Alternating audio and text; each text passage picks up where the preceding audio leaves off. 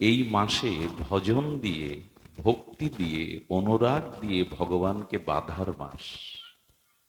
আমরা যেন মনে না করি রঞ্জু বা দড়ি দিয়ে ভগবানকে বাঁধা যায়, প্রেম দিয়েই তাকে বাঁধা যায়। সেই প্রেম আছে তো আমাদের, সেই অনুরাগ আছে তো আমাদের। মাদিস জীবের নাই বিধায় এই মাস আমাদের সামনে এসেছে। এটি ভজনের মাস, আরাধনার মাস।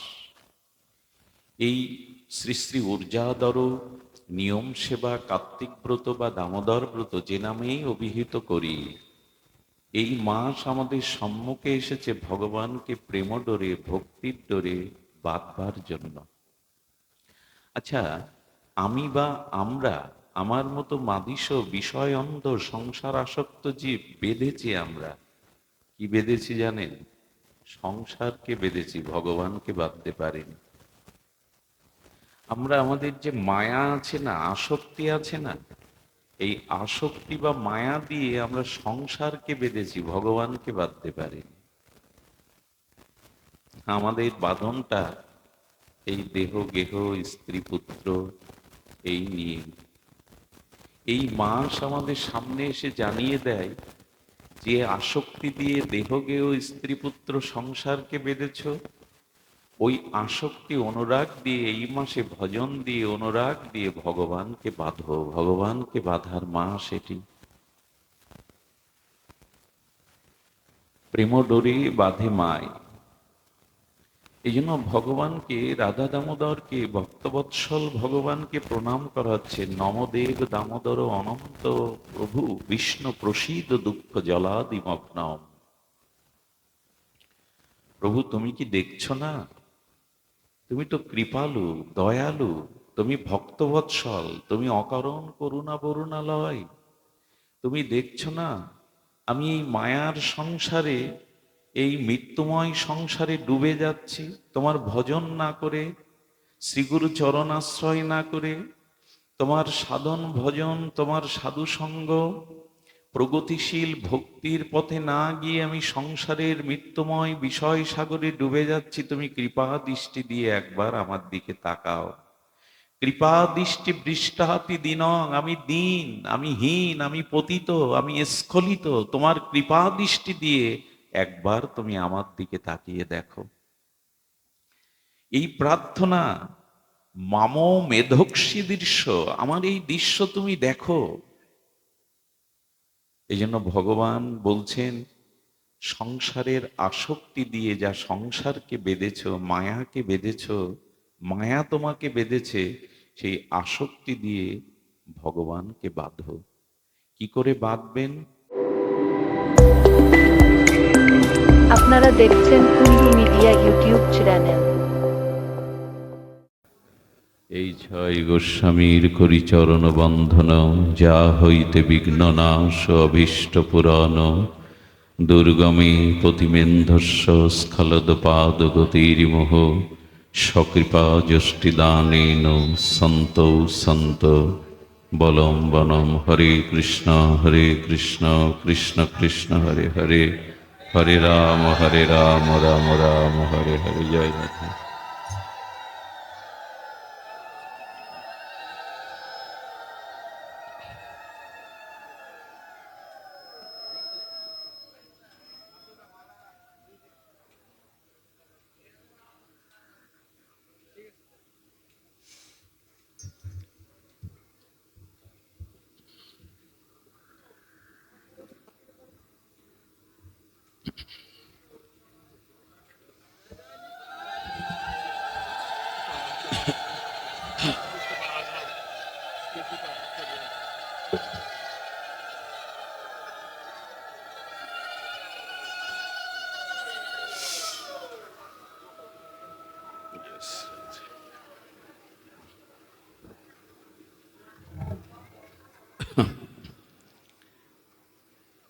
একদা গৃহদাসীষু যশোদানন্দ গেহিনী, কর্মান্তরা নিযুক্তাসু নির্মন্থনা শয়ন দধি।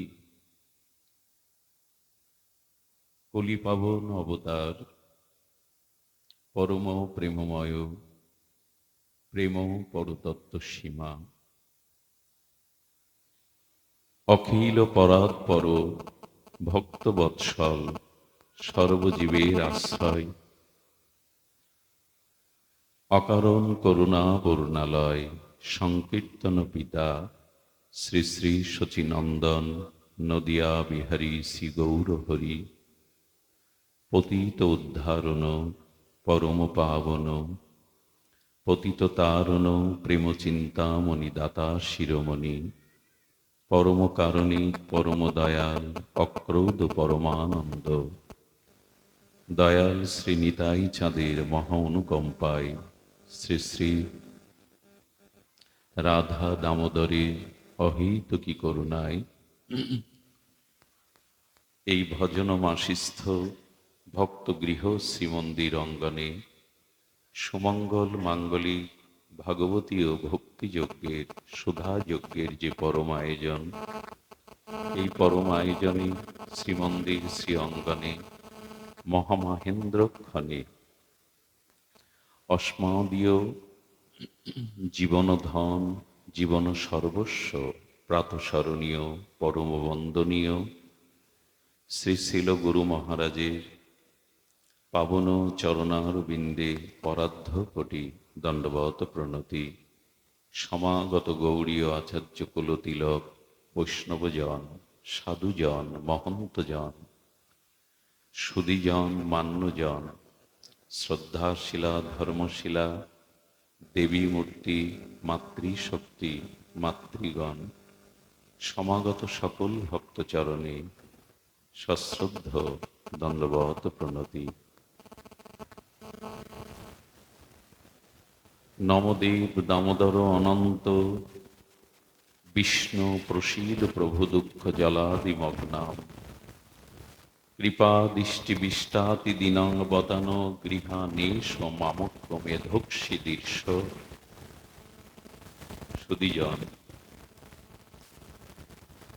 শ্রী শ্রী ভক্তবৎসল, এই রাধা দামোদর মাসের বৈশিষ্ট্য হল এই মাসে ভগবানকে বাঁধতে হয়।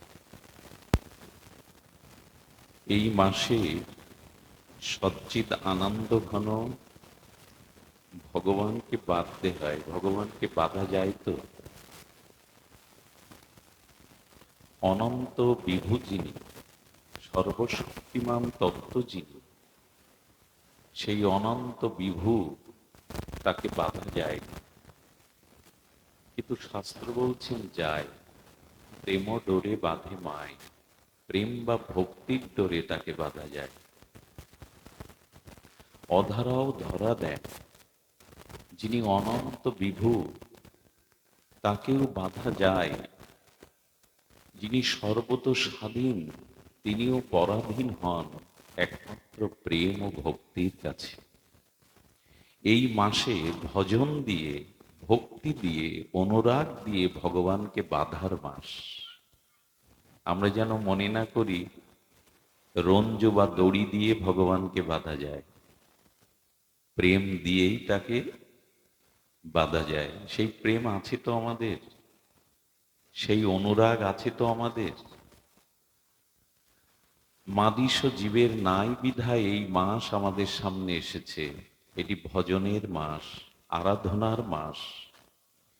এই শ্রী শ্রী ঊর্জাদর নিয়ম সেবা, কার্তিক ব্রত বা দামোদর ব্রত যে নামেই অভিহিত করি, এই মাস আমাদের সম্মুখে এসেছে ভগবানকে প্রেম ডোরে, ভক্তির ডোরে বাঁধবার জন্য।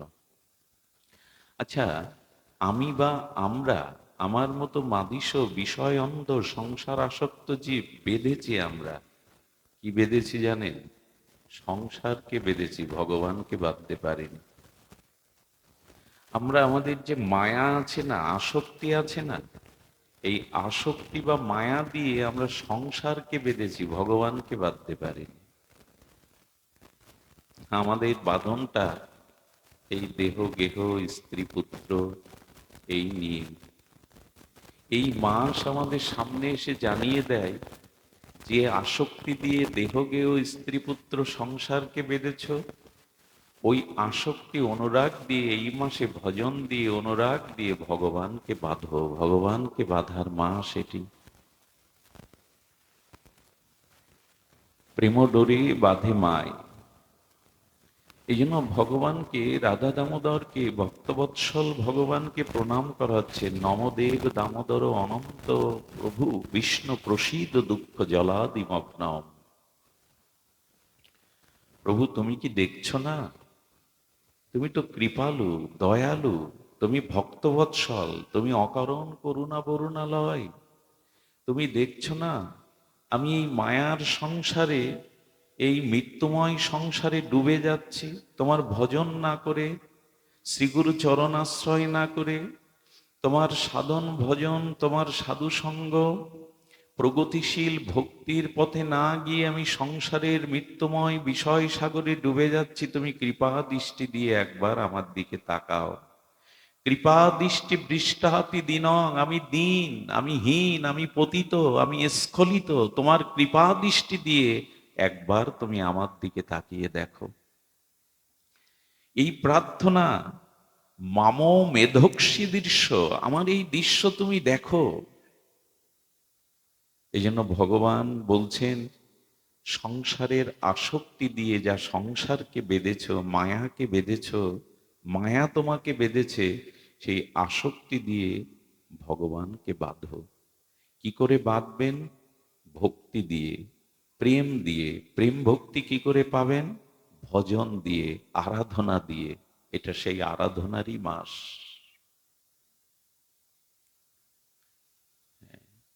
এটি আরাধনারই মাস। তার কারণ, যথা দামোদর ভক্তবৎসল বিদিত জনা তাস্যাহং তাদিশা মাসং স্বল্পমা পুরকারক। বললেন ভগবান যেমন ভক্তবৎসল, তেমনি এই মাস, এই দামোদর মাস, এই নিয়ম সেবা মাসও ভগবানের ন্যায় ভক্তবৎসল। এই জন্য এই মাসে আমাদের ভজন দিয়ে, ভগবানের আরাধনা দিয়ে প্রেম ভক্তি প্রাপ্তির চেষ্টা করতে হবে। সুধীজন, ভগবানকে প্রেমডোরে যশোদা শুধু বাঁধেননি, এই সুযোগটা এই মাসে আমাদের জন্য ভগবান দিয়েছেন। এই মাসে সেবা এবং নিয়ম করে ভজনের দ্বারা, অনুরাগের দ্বারা আমাকে প্রেমডোরে বাঁধো। কিন্তু আমরা সংসারকে বেঁধে রেখেছি। দেখুন, ভগবান এই মাসে ধরা দেওয়ার জন্য বড় কৃপালু হয়ে ওঠেন, দরদি হয়ে ওঠেন, ভক্তবৎসল হয়ে ওঠেন। তাহলে মা যশোদার সাধ্য আছে কি তাকে বাঁধবার? যার পূর্ব নেই, পর নেই, যার ভেতর নেই, বাহিরে নেই, যিনি অনন্ত বিভু, যিনি অজর অমর শাশ্বত অনন্ত, তাকে বাঁধা যায় না। আসলে তিনি বাঁধার চেষ্টা কিন্তু করেছিলেন, কিন্তু 2 আঙুল বারবার কম পড়ে যাচ্ছিল। আমি ভগবানকে বাঁধবো, এটা হয় না, বাঁধা যায় না। যশোদা মাও কম চেষ্টা করেননি, পট্টডরিকা দিয়ে, আর তিনি দাস দাসীদের দিয়ে সমস্ত রঞ্জ একত্রিত করেও 2 আঙুল কম পড়ছে। ভগবান সংকেত দিলেন, 2 আঙুল অন্য কিছু না, একটি অঙ্গুলি হলো ভক্তের প্রচেষ্টা, সাধনা, আরেকটি অঙ্গুলি হলো ভগবানের করুণা। ভক্ত সাধনার দ্বারা ভগবানের দিকে অগ্রগামী হবে, আর সেই সাধনার ব্যাকুলতা দেখে ভগবান করুণায় নেমে আসবেন। এই সাধনার করুণা যুক্ত হলেই তবে ভগবানকে বাঁধা যায়। সাধনা এবং করুণা, সাধনা চাই, ভজন চাই, তবেই তো করুণা আসবে, তবেই তো কৃপা, তবেই তো করুণা আমাদের মাঝে আসবে, ধরা দেবে। সুধীজন, এই জন্য সংসারে এই বিষয় আসক্তির মমতা আসক্তি যেটুকু সংসারকে দিয়েছি, তার কথঞ্চিত যদি কিছু, যদি ভগবানকে এই আসক্তিটা দিতে পারতাম, ভগবানের প্রতি এই কিছুটা আসক্তি অনুরাগ দিতে পারতাম, তাহলে ভগবান দয়ালু কৃপাও হলে আমার ভজনে, আমার অনুরাগে, আমার প্রেমের ভক্তির বন্ধনে তিনি আবদ্ধ হতেন। আচ্ছা, ভগবানকে এখানে বলা হচ্ছে কৃপা দৃষ্টি বৃষ্টাতি দিনং, আমি দিন পতিত স্খলিত, তুমি কৃপারূপ বৃষ্টি করো আমার উপরে। করুণার বৃষ্টিতে আমার এই সংসার ত্রিতাপ তাপকে, দগ্ধীভূত তাপকে, ভবমহা দাবাগ্নি তাপকে তুমি কৃপা বৃষ্টি দিয়ে শীতল করো। এটা বলা লাগবে না, কৃপা করছেন ভগবান আমাদের। একটি শব্দ বলি, কবিরাজ কৃষ্ণ গোস্বামী, খুব মার্মিক শব্দ। উনি বলেছেন, যে জইছে ভজে কৃষ্ণ তারে তৈছে ভজে। আবার বলি, শব্দটা বুঝতে পারলে ভেতরে প্রবেশ করা যাবে। যে জইছে ভজে কৃষ্ণ তারে তৈছে ভজে। কৃষ্ণের প্রতিজ্ঞা এক আছে বহুদিন হইতে। ভগবান একটা প্রতিজ্ঞা করে বসেছেন, আমাকে যে যেভাবে ভজন করবে আমি ভজন অনুরূপ ভজন তাকে করব। যে যথামাং প্রবর্তান্তি ততৈব ভজাম্যহম। যে আমাকে যেরূপ ভাবে ভজনা করবে, তুমি যদি বন্ধু রূপে, সখা রূপে আমাকে ভজনা করো, আমি তোমার এঁটো খাবো, আমি তোমাকে কাঁধে চড়াবো, একসাথে খেলবো। ওখানে আমি সর্বশক্তিমান ভগবান না, তোমার সখা হয়ে সখার মতোই মিশবো। তুমি যদি আমাকে পুত্র রূপে এ ভজন করো, যে কৃষ্ণ ভগবান নন, ব্রজবাসীগণের মতো, যশোদার মতো যদি আমাকে বাৎসল্য শিশু জ্ঞানে, বাৎসল্য রসে ভালোবাসতে পারো, আমি তার কাছে ভগবান রূপে না, শিশু হয়ে যাব। যাব বলেই তো বধনে ধরা দিলেন, যাব বলেই তো যশোদার হাতে যষ্টি দেখে কম্পিত কলে পড়ে বলছে, মা যষ্টি ফেলে দাও, যার নাম নিলে মহাকাল যম ভয়ে পালায়। সে মার হাতে একটা যষ্টি লাঠি দেখে বলছেন, মা যষ্টি ফেলে দাও, ভয়ে কাঁপছে, রুদন্তং, তিনি কাঁপছেন। এখন স্বয়ং ভগবানের এই লীলা কি অভিনয়? বলো অভিনয় না, যে তাকে যেভাবে ভজে সেই ভজনরূপ তাকেও তিনি সেইভাবে ভজন করে। যে গোবিন্দকে পতি রূপে চায়, প্রিয়া প্রিয় রূপে, কান্ত রূপে, একান্ত প্রিয়জন রূপে, স্বামী রূপে চায়, গোপীদের মতো, ব্রজবাসী গোপীদের মতো গোবিন্দ তাকে গ্রহণ করেন। কথা বলেন না, গ্রহণ করেন। এই জন্য যে যথামাং প্রবদ্যান্তে ততৈব ভজম্যহম, যে আমাকে যেরূপ ভজে, আমার স্বভাব হলো, আমার প্রতিজ্ঞা হলো, আমি তাকে সেই রূপে ভজন প্রদান করি।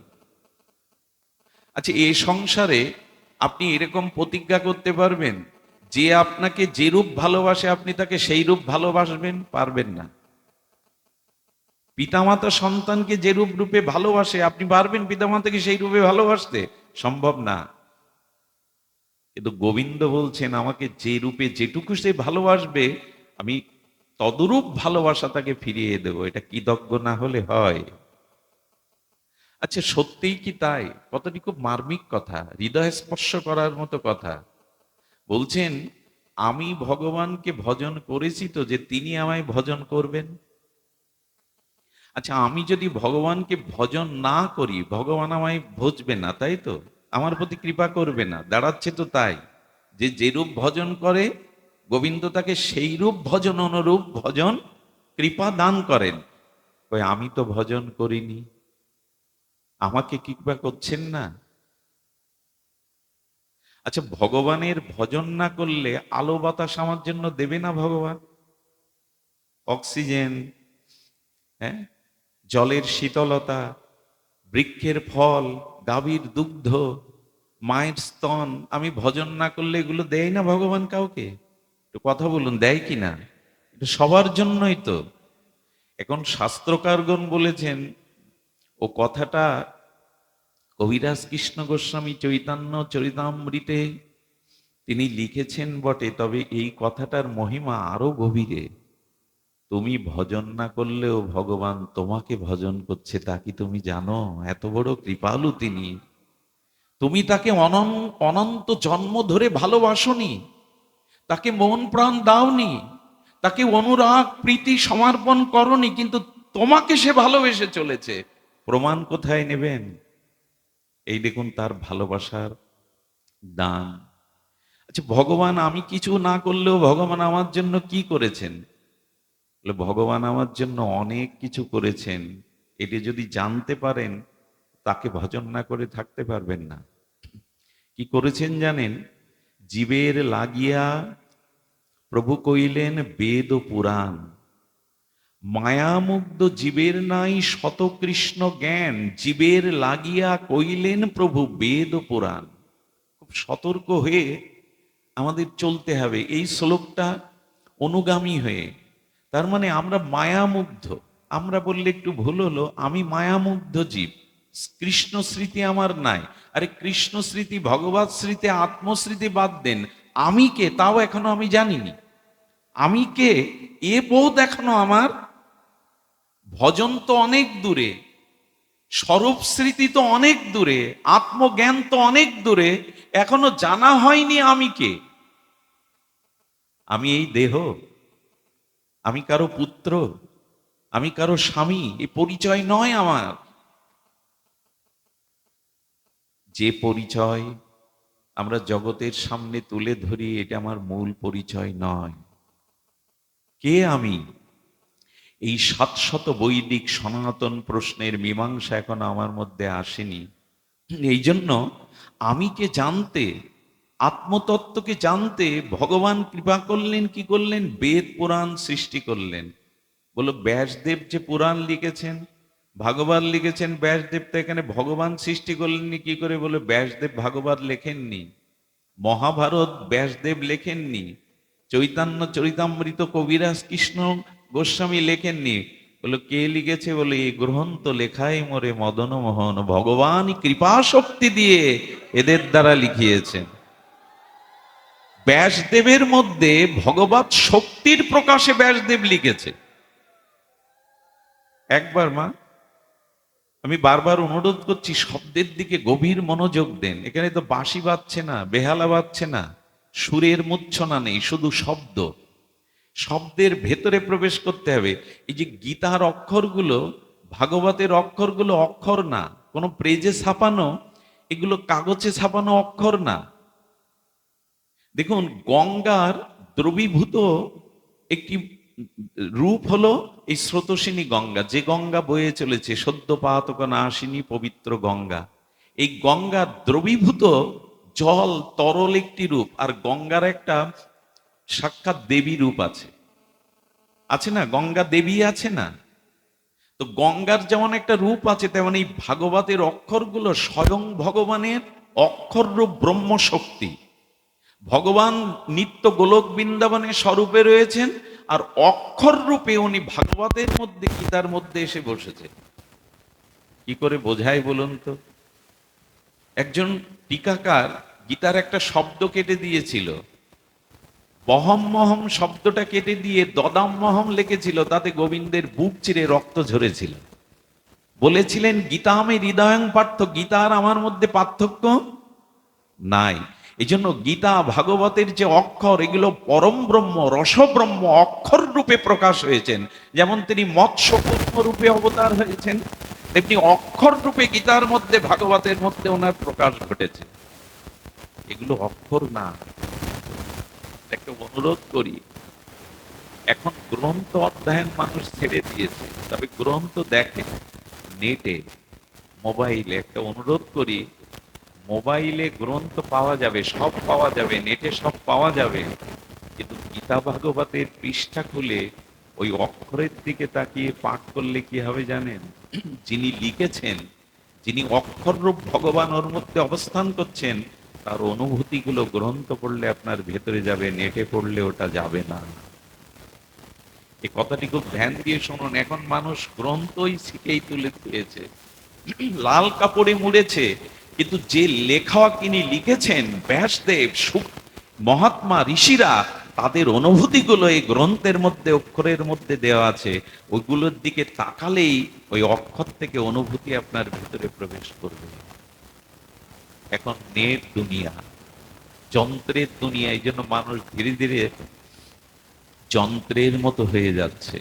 না, গ্রন্থ খুলে পড়তে হবে, গ্রন্থের দিকে তাকিয়ে পড়তে হবে, ওই অক্ষরের ভিতরে ওর অনুভূতি আপনাকে হৃদয়ে স্পর্শ করবে। সুধীজন, যান্ত্রিক সভ্যতায় আমরা পৌঁছে গেছি, কিন্তু সবকিছু যন্ত্রের মতো করে নিলে হবে না। মায়ের বুকের দুগ্ধ যন্ত্র তৈরি করতে পারেনি, পারবেও না কোনোদিন। কি মনে হয় পারবে কি? পারবে না, এটা হয় না। মাতৃস্তনে ক্ষুধার্ত শিশু ক্ষুধায় কাতর হয়ে স্তন মুখে দিলেই দুগ্ধ আসে, টানলে দুগ্ধ আসে। সিরিজ দিয়ে টানলে, যন্ত্র দিয়ে টানলে কি আসে গো? রক্ত আসে। কেন? শিশু টানছে মায়ের স্তনে মুখ দিয়ে, দুধ আসছে, অমৃত দুগ্ধ। সিরিজ দিয়ে টানো, যন্ত্র দিয়ে টানো, হলো রক্ত আসবে। সবকিছু যন্ত্রের মতো করে নিলে হবে না। এই জন্য প্রতিদিন আমাদের সাহাধ্যায় যজ্ঞ গীতা ভাগবত একটু খুলে দেখতে হয়। ভিতর থেকে অনুভূতিগুলো ভেতরে প্রবেশ করে। এই জন্য ওখানে লিখছেন, জীবের লাগিয়া কইলেন প্রভু বেদ ও পুরাণ। আমাদের জন্য, আমি কিছু না করলেও গোবিন্দ অনেক কিছু করছেন আমার জন্য। বেদ পুরাণ জগতে পাঠিয়েছেন। কেন পাঠিয়েছেন? তুমি নিজেকে চেনো না, তোমার স্বরূপ পরিচয় জানো না, কে তুমি। এই গীতা ভাগবত পড়লে, শুনলে তোমার সেই স্মৃতি আসবে, আমি কৃষ্ণের আর কারো নই, আমি ভগবানের আর কারো নই। আচ্ছা, এই দেহটা পিতামাতা দিতে পারে, আত্মা দিতে পারে তো পিতামাতা?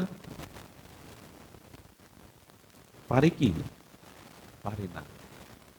এই রক্ত মাংসের পিণ্ড শরীরটা পিতামাতা দিতে পারে, আত্মা দিতে পারে না। আচ্ছা, দেহ আত্মা সৃষ্টি করে না, আত্মা দেহকে ধরে রাখে, কোনটা? দেহ আত্মাকে সৃষ্টি করতে পারে না, ধরে রাখতে পারে না। দেহ যদি আত্মাকে ধরে রাখতে পারত, মৃত্যু নামক জিনিসটা, অভিশাপ আমাদের জীবনে আসতো না। দেহ আত্মা ধরে রাখতে পারে না বলেই তো মৃত্যু আসে।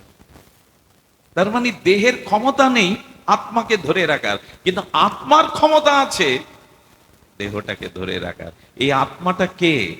এ বাবা মার দেওয়া কোনো অংশ, রক্ত মাংস পিণ্ড? এটি সাক্ষাৎ ভগবানের চিদানু অংশ। মামই বাংশ জীবলোক জীবভূতা সনাতন, শাশ্বত সনাতন অজর অমর ভগবানের চিৎকন অংশ। ভগবান আত্মা রূপে আমার হৃদয়ে আছেন, যাতে আমি বেঁচে থাকি। কে বাঁচিয়ে রেখেছেন আমাকে? বাবা মা, পাড়া প্রতিবেশী, খাদ্য, চিকিৎসক, ঔষধ। আত্মা না থাকলে বলুন তো কাউকে বাঁচাতে আমাকে? মৃত ব্যক্তিকে প্রাণ দিতে বলুন তো। সেই আত্মার দিকে তাকাবার সময় নেই। যাদের দিকে সারা জীবন তাকালাম, তারা প্রকৃত অর্থ আমার কল্যাণ কেউ চায়নি। যে আমাকে কল্যাণ করবার জন্য আমার হৃদয়ে বসে আছে, আমি তার দিকে সারা জীবন তাকালাম না, করলামটা কি? এই জন্য বললেন, আমি ভগবানকে না ভজলেও ভগবান আমাকে ভজছেন হৃদয়ে বসে। আমি তোমার হৃদয়ে আছি বলে তুমি বেঁচে আছো, তোমার চেতনা আছে, তোমার বিবেক আছে। কেন তোমার হৃদয়ে আছি যেন? কবে তুমি আমার হবে, কবে তুমি আমার ভজন করবে, এই আশায় আমি তোমার হৃদয়ে আছি। দেখুন তো, আমি ভজন না করলেও তিনি আমায় ভজন করছেন কিনা। এই কথাগুলো হৃদয় দিয়ে শুনলে তার ভজন না করে থাকতে পারবেন না। এত কৃপালু তিনি, এত দয়ালু। আচ্ছা, ভেতরে আত্মারূপে ভগবান আছেন, আমার উপলব্ধি নেই, উপলব্ধিটা কে করিয়ে দেবে? সুইচটা তো অন করতে হবে, তবে তো আলো জ্বলবে। সুইচটা অফ আছে, তো কে আমার এই আত্মচেতনাটা জাগিয়ে দেবে? খুব ধ্যান দিয়ে শুনুন, অলসতা আনবেন না। কে জাগিয়ে দেবে জানেন? গোবিন্দ তখন বলছেন, বেদ পুরাণ দিয়ে তোমার আত্মস্বরূপ জানবার জন্য জ্ঞান দিলাম, তবু তুমি বেদ পুরাণ দেখলে না, আত্ম উপলব্ধিতে আসলে না। এই জন্য আমি কি করেছি জানো? আমি সৎ গুরু রূপে তোমার কাছে গেছি। কত করুণা করছেন তিনি, কারণ শ্রীগুরু ভগবানেরই কৃপা মূর্তি। একটু কথা বলি, অপরকার ভগবানকে যতটা শ্রদ্ধা করেন, আদর করেন, ভালোবাসেন, তার থেকে বেশি শ্রদ্ধা যদি গুরুদেবে আসে, তবে তাড়াতাড়ি প্রেম ভক্তি পেয়ে যাবেন, ভগবান পেয়ে যাবেন। অপ্রকট ভগবানের থেকে প্রকট গুরুদেবের প্রতি আরো আদরশীল যিনি, আরো আদর, আদর যত্ন, আরো সেবা, সে দ্রুত প্রেম ভক্তি লাভ করে। এজন্য গুরুকে মনুষ্য জ্ঞান কবু না করিবে, মহিমাই গুরু কৃষ্ণ এক করি জানো। শ্রী গুরুদেব আর স্বয়ং ভগবানে মহিমাতে কোনো পার্থক্য নেই, বরঞ্চ কৃপাতে ভগবানের থেকে গুরুদেবের মহিমা আরো বেশি। কৃষ্ণ আমার দুয়ারে আসবে, রাম ভগবান আমার দুয়ারে আসবে, মহাপ্রভু সবসময় আমার কাছে আসবে, কিন্তু গুরু কৃপা করে আমার দুয়ারে এসে আমার কর্ণে চেতনার মন্ত্র দিলেন, স্বরূপের মন্ত্র দিলেন, জাগিয়ে দিলেন আমি ভগবানের আর কারণ নয়, আমি রাধারানীর দাসী, আমি কৃষ্ণের দাস, আমি সংসারের দাস নই, স্ত্রী পুত্রের দাস নই, দেহ গেহর দাস নই, আমি কৃষ্ণের দাস। এই চেতনার স্ফুরণ সদ্গুরুদেব শক্তি সঞ্চারিত করে দিয়ে দিলেন। আমি গুরুদেবের জন্য কি করেছি? গুরুদেবই তো কৃপা করে আমাকে করুন। আমি ভজন করিনি, কিন্তু ভগবান ভজন। আচ্ছা, আমি যে দীক্ষা পেলাম, আমার ভিতরে যে আত্মা আছে, আমি ভগবত শিক্ষা কোথা থেকে পাবো? ভগবান বললেন, আমি ভক্ত রূপে, বৈষ্ণব রূপে তোমাকে এই শিক্ষাটা দিচ্ছি। তুলসী রূপে, চরণামৃত, প্রসাদ রূপে, বিগ্রহ রূপে আমি তোমাকে কৃপা করছি। আমি কিছু করিনি, বিনিময় ভগবান এতটা কৃপা আমার উপর করেছে, এরপরও ভজন করব না, কৃতজ্ঞতা জানাবো না? যে জয়ীসে ভজে কৃষ্ণ তারে তৈসে ভজে, বহুদিন হতে কৃষ্ণের এই প্রতিজ্ঞা, কিন্তু এই প্রতিজ্ঞার থেকে তিনি অনেক বেশি করেছেন আমার জন্য। একটা গোপন কথা বলি, ভেতরে ভেতরে যে অসৎ চিন্তা করি না, যে পাপগুলো করি, তাতে আমার বেঁচে থাকার কথা না, বাতাস পাওয়ার কথা না। ভগবান ক্ষমাশীল, অহেতুক গুণনিধি, এই জন্য আমাকে বাঁচিয়ে রেখেছেন, এখনো বাঁচিয়ে রেখেছেন, যদি কখনো কোনোদিন কোনো সাধু কৃপায় ভজন করতে পারি। সুধীবৃন্দ, মা যশোদা একদা গৃহাদিষু যশোদা নন্দ গেহিনী, নন্দ মন্দিরে নন্দ গেহিনী কৃষ্ণ জননী কি করছেন? কর্মান্তর নিযুক্তাসু নির্মন্থন। আজ যশোদা কর্মান্তরে নিযুক্ত হয়েছে। কি কর্ম? দধি মন্থন করছেন। যশোদা কি করছেন? দধি মন্থন করছেন, স্বয়ং দধি, অর্থাৎ নিজে এই কৃষ্ণ জননী নন্দ গেহিনী, নন্দ রানী নন্দ মন্দিরে দধিমন্তন করছেন। আচ্ছা, রানী যিনি হবেন, রাজমাতা যিনি হবেন, কৃষ্ণ জননী যিনি হবেন, নন্দ মহারাজের যিনি সহধর্মী, তার দাস দাসী তো শত শত, নিজে কেন দধিমন্তন করছেন? কেন করছেন জানেন? যশোদামার ইচ্ছা, আমার গোপালের ক্ষুধা নিবৃত্তি হয় না, এ আমার দাসীগণ তারা কৃষ্ণকে নবনীত মাখন খাওয়ায়, তো এই জন্য কৃষ্ণের উদরে ক্ষুধা থেকে যায়। আর শিশুর উদরে যখন ক্ষুধা লাগে, তখন তার হিতাহিত থাকে না, এই জন্য তো ব্রজবাসীদের দুয়ারে ননি চুরি করে খায়। মায়েদের একটা স্বভাব কেমন জানেন? নিজে হাতে সন্তানকে সেবা না করাতে পারলে অন্য 100 মা যদি তার খোকাকে সেবা করায়, মার মন ওঠে না। খোকার বুঝি পেট ভরেনি, খোকা বুঝি ঠিকভাবে খায়নি। এটা মায়ের বাৎসল্য স্বভাব। যশোদারও এই এত চুরি করে কেন? আমার ঘরে এত মাখন, আমার ঘরে এত নবনীত, তো কৃষ্ণ চুরি করে কেন গোপীদের ঘরে? মনচোর নবনীত চৌরম, গোপী মনচোর নবনীত ব্রজে নবনীত চৌরম। যশোদার অনুভব হলো এই, গোপালের ক্ষুধা মেটে না। এই জন্য যশোদা মা কি করেছেন? গিরিরাজ গিরিজাগ, সেই ইন্দ্রজাগে যখন গিরিরাজে মহারাজ সহ দাস দাসীরা সবাই চলে গেছে, যশোদা মা আজকে অপেক্ষা করছে, আজকে নিজে হাতে মন্থন করে আমার গোপালকে আমি উৎকৃষ্ট আস্বাদ্য নবনীত খাওয়াবো। এ প্রসঙ্গে যশোদা কি বললেন জানেন? ভগবত সেবা, গুরু সেবা চাকর বাকর অন্যকে দিয়ে করতে যেও না, নিজে হাতে করো। আমাদের দেশে টাকা পয়সা থাকলে একটা মন্দির বানায়, ইন্ডিয়া থেকে, জয়পুর থেকে কয়েক লাখ টাকা খরচ করে রাধা মাধব আনি, নবদ্বীপ থেকে নিতাই গৌরানী, কিন্তু মন্দিরে যাওয়ার আর সময় হয় না। 10-20 হাজার টাকা দিয়ে সেবক রাখি। আরে বাবা, যদি ভগবানের কাছে যাওয়ার সময়ই না পাও, তাকে সেবা করার সময় না পাও, যদি লোক দিয়েই করতে হয়, তো ও মন্দির বানানোর মানে কি? মন্দির একটা করতে পারলেই বেঁচে যায় আমরা। কি একটা করলাম, কিন্তু না, ইট কাঠ দিয়ে তো বাড়িও তৈরি হয়। মন্দির মানে যেখানে ভগবানের সেবা হবে, আরাধনা হবে, যেখানে শাস্ত্র অনুশীলন হবে, ভজন সংকীর্তন হবে, এটাই মন্দির। ইট কাঠ দিয়েই তো কারো অট্টালিকা তৈরি করা, তা দেখে তো কেউ প্রণাম করে না। মন্দির মানেই শুধু ইট কাঠ দিয়ে ডিজাইন করা না, 2-5 তলা বানানো না। ওখানে নিত্য ভগবানের সেবা হতে হবে। সামর্থ্য থাকলে, অসুস্থ না হলে নিজে হাতেই করতে হবে। আরে সিদ্ধ বাবা নবদ্বীপে 150 বছর বয়স, চোখের পাতা ঝুলে এই পর্যন্ত পড়েছে। তো যখন ওই 150 বছরেও ভগবানের চরণে তুলসী দিতে যান, শিষ্যকে বলেন চোখের পর্দাটা একটু উপরে টেনে তোলতো, আমি একটু দেখি রাধা মাধবের চরণটা কোথায়। ভাবতে পারেন এদের অনুরাগ। আরে গদাধর পণ্ডিত গোস্বামী ভগবানের গলে মালা দিতে গিয়ে মাজা পড়ে গেছে, বিদ্ধ হয়ে গেছে, মাজাটা সোজা হয় না, মালা দিতে গিয়ে মাঝে মাঝে মালা পড়ে যায়, হাতে পড়ে, পড়ে যায়, মালা গলে দিতে পারে না। একদিন বলছে, ও ঠাকুর, তুমি পারো না? আমার কত কষ্ট হয় দেখো না, তুমি যদি একটু পদ্মাসনে না দাঁড়িয়ে বসে পড়তে, তাহলে মালাটা তো গলায় দিতে পারতাম। এই কাঁদতে কাঁদতে ভগবানকে প্রার্থনা নিবেদন করেছে। সকালবেলা মন্দির দুয়ার খুলে দেখে তার দাঁড়ানো ঠাকুর পদ্মাসনে বসে গেছে মালা নেওয়ার জন্য। আরে নিজের অনুরাগ চাই ভজনে, ভজনে অনুরাগ চাই, লোক দিয়ে করলে ওটা হয় না।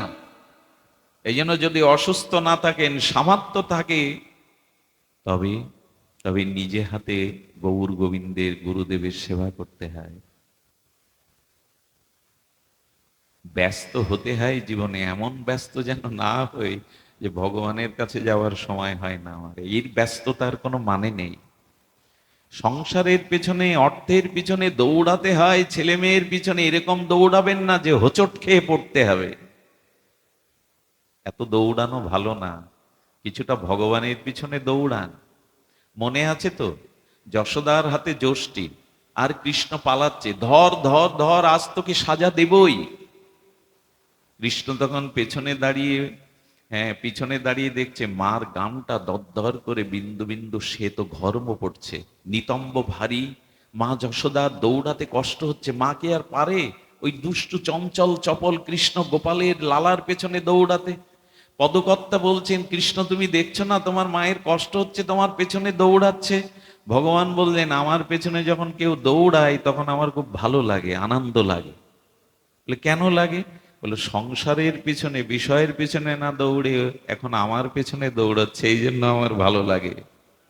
আপনাদের দেখছেন এখন রাধারানী, আপনাদের দেখছেন এখন গোবিন্দ, কেন জানেন? আপনারাও তার পিছনে দৌড়ে এসেছেন, কত দূর থেকে দৌড়ে তার পেছনে এসে। যেখানে ভাগবত সেখানেই স্বয়ং ভগবান। এই জন্য ভগবানের পেছনে দৌড়ালে ভগবানের ভালো লাগে, এই জন্য যে সংসারের পিছনে না দৌড়ে তুমি আমার পেছনে দৌড়াচ্ছ। আচ্ছা, দৌড়ে ভগবানকে ধরা যাবে তো? দৌড়ে পাবেন তো? ধরে দৌড়ান তো। ধরা না দিলে অধরাকে ধরা যায় না। চাঁদ আপনার হাতের মুঠোয় আসবে না, কোনোদিন আসবে না। ধরা না দিলে ধরা যায় না। কিন্তু গোবিন্দ বলছেন ধরার দুটো উপায়, ওই দৌড়ানোটা সাধনা, একটু আগে বললাম। আর যখন দৌড়াতে দৌড়াতে ক্লান্ত হয়ে বলবে আমার শক্তিতে তোমাকে পাবো না ভগবান, তুমি কৃপা করে ধরা দাও, যখন অহংকার দূর হবে, তোমার নিজ শক্তির গর্ব দূর হবে, তখনই কৃপা করে ভগবান ধরা দেবে। সুধীজন, এই জন্য কর্মান্তর নিযুক্তাসু নির্মন্থন স্বয়ং দধি। যশোমতী মা নিজে মন্থন করছেন দধি, আর জগৎকে জানাচ্ছেন ভগবানের সেবা নিজে হাতে করো। সুধীজন, বহুবার বলেছি কথা, এই কথা আপনাদের বহুবার শোনা, তবু ভাগবত কথায় তৃপ্তি আসে না, পিপাসা মেটে না, নিত্য নিরন্তর পিপাসা বেড়ে চলে। আপনারা জানেন যশোমতী মা ভোরবেলা এই দধি মন্থন করছেন। কখন কখন করছেন? ব্রাহ্ম মুহূর্তে, খুব ভোরবেলা। আচ্ছা ভোরবেলা, আচ্ছা অম্লযোগে দইটা, ঘোলটা থেকে দধি মাখন তুলতে গেলে, দই থেকে বা ঘোল থেকে মাখন, উৎকৃষ্ট আস্বাদু মাখন তুলতে গেলে কখন মন্থন করলে মাখনটা উৎকৃষ্ট বেশি বা সুস্বাদু হয়? ভোরবেলা। যারা মাখন তোলে না, তারা ভোরবেলা দেখেন মন্থন করে। ভোরবেলা মাখনটা উৎকৃষ্ট ওঠে, আস্বাদ্য ওঠে, বেশি পরিমাণে ওঠে। আচ্ছা যদি দুপুরে মন্থন করেন, ওটা কেটে যাওয়ার সম্ভাবনা থাকে। উঠবে কিন্তু বেশি উঠবে না, উঠবে কিন্তু আস্বাদ্য হবে না। যদি সন্ধ্যাবেলায় মন্থন করেন, ও বিষ হয়ে যাবে। দুধ তখন কি হবে? টক বা বিষ হয়ে যাবে। সংকেত দিচ্ছে সহসা, যদি ভগবানকে ভজনাই করতে হয় তবে সকাল সকাল ভজনা করো, বেলা হয়ে গেলে টক হয়ে যাবে, বেলা হয়ে গেলে বিষ হয়ে যাবে, আর ভজনা করা যাবে না। সকাল সকাল ভজো। আর আমাদের হয়েছে সকালে ভজার হয়েছে। এখন মৃত্যুর কূলে দাঁড়িয়েও সায়ান্নে ৮০ বছরের বৃদ্ধ, ৬০ বছরের বৃদ্ধ বিদ্যাও বলে এখন আমার সময় হয়নি, আগে নাতি নাতনি দেখি, আগে এদের শখ মিটিয়ে নি, তারপরে বৃন্দাবনে যাব, তারপরে রাধা রাধা বলবো। সকাল সকাল ভজন করতে হবে, নালে উঠবে না। বিকালে করতে গেলে, দুপুরে করতে গেলে টক হয়ে যাবে, কেটে যাবে, বিষ হয়ে যাবে, আর স্বাদ পাবেন না। এই জন্য প্রহ্লাদ মহারাজ বলেছেন, কৌমারাং আচারিত প্রাজ্ঞ ভাগবত ধর্মান। যদি ধর্মকর্ম করে নিজের উদ্ধার কল্যাণ করতে চাও, তবে কৌমার, কিশোর বয়স থেকেই শুরু করো, শিশুকাল থেকে শুরু করো, বেলা গড়িয়ে গেলে হবে না। এই বাণীটা আমাদের হিন্দু সনাতনী হিন্দুদের বোঝানো যাচ্ছে না। ছেলে ইঞ্জিনিয়ার হবে, ডাক্তার হবে, উকিল হবে, মাস্টার হবে, ধর্মকর্ম থার্ড সাবজেক্ট, অষ্টম সাবজেক্ট। ওইটা পরে করিস, আগে পড়। এত পড়ছে যে পড়তে পড়তে পড়েই যাচ্ছে, দাঁড়াতে পারছে না, পড়েই যাচ্ছে, নৈতিকতাই পড়ে যাচ্ছে, আদর্শ থেকে পড়ে যাচ্ছে। এই জন্য ধর্মীয় শিক্ষাগুলো বাড়িতে শুরু করুন। আজ আর গুরুকুল নেই যে কৃষ্ণ বলরামের মতো, মহাপ্রভুর মতো, রঘুপতি রামচন্দ্রের মতো গুরুকুলে গিয়ে খালি পায়ে ব্রহ্মচর্য পালন করে, তপস্যার দ্বারা গুরু বাক্য পালন করে শাস্ত্র শিক্ষা গ্রহণ করবে। আজ গুরুকুল নেই, প্রতিটা বাড়িতেই গুরুকুল করুন, ধর্মীয় শিক্ষার ব্যবস্থা করুন। গীতা, ভাগবত, রামায়ণ, মহাভারতের তত্ত্ব নির্যাসগুলো তাদের জানতে দিন, নাহলে এরা পথ হারিয়ে বসবে। পথ তো হারিয়েই ফেলেছি আমরা। সুধীজন, শুধু বছরে একদিন ভাগবত দিয়েই জাতিকে জাগানো যাবে না, ৬ মাস অন্তর একদিন ভাগবত পাঠ করে হবে না। নিত্য নিরন্তর আমাদের গৃহগুলোকেই ভগবানের, আমাদের হিন্দুদের গৃহটাই তো আশ্রম। আশ্রম কি শুধু সন্ন্যাস আশ্রম, বানপ্রস্থ আশ্রম, কাশীর আশ্রম না। সনাতনী বৈদিক ঋষি বলেছেন হিন্দুর গৃহটাই গারস্থ আশ্রম। আরো শুনে গর্ব হওয়ার কথা, সন্ন্যাস আশ্রম, বানপ্রস্থ আশ্রম, ব্রহ্মচর্য আশ্রমের জননী হলো এই গারস্থ আশ্রম। গৃহ আশ্রম হলো সর্ব আশ্রমের জননী স্বরূপ। কিন্তু আজ গৃহগুলো কি হয়ে গেছে? গৃহগুলো আমরা এক একটা দাবানল তৈরি রেখেছি, কারোর সাথে কারো মিল নাই, কেউ কাউকে ভালোবাসে না, প্রতিবেশীর মুখ দেখে না, কারোর সাথে কারো হৃদয়ের মেলবন্ধন নাই। কোথায় আশ্রম? আজ গৃহগুলোই হয়ে গেছে দাবাগ্নির মতো কারাগার। এই জন্য ঘরে ধর্মকর্ম শুরু করুন। সকালে উঠে যশোদা প্রতিদিন সেই প্রদীপের শিখাটা অঙ্গুলি দিয়ে উত্তোলন করে কৃষ্ণর মুখটা দেখতেন। ওই প্রদীপ দিয়ে ২-৪ বার কৃষ্ণের শ্রীবদনটা, গোপালের লালার বদনটা দেখতেন। আর আমাদের বলা হলো মায়েরা উঠে প্রভাতে যেন একটু মঙ্গল আরতি দেখায় ভগবানকে। প্রদীপ জেলে ভগবানকে একটু মঙ্গল আরতি দাও, তোমার গৃহে আর অমঙ্গল ঢুকবে না। আমি খুব দৃঢ় কণ্ঠে বলতে পারি, ৫% বাড়িতে হিন্দুদের মঙ্গল আরতি হয় না। এত চিৎকার কেন, এত রোগ, এত শোক, এত অশান্তি কেন? আরে ভগবানের ভজনের জন্য কি করেন? সকালে প্রদীপ জ্বালেন। দীপদান কেন জানেন? এই মাসে দীপ দিতে হয়। ভজনের মধ্যে একটি অঙ্গ হলো দীপদান। আমি বহুবার বলেছি, আজকে রাধা মাধব রাধা দামোদরের প্রীতিবর্ধনের জন্য দীপ দিন। আচ্ছা, অন্ধকারেই আলোর প্রয়োজন, আলোতে আলোর প্রয়োজন মানায় না। গাঢ় অমানিসার অন্ধকারেই তো আলোর প্রয়োজন হয়, অন্ধকারের প্রতীকের হাতে আলোর প্রয়োজন হয়।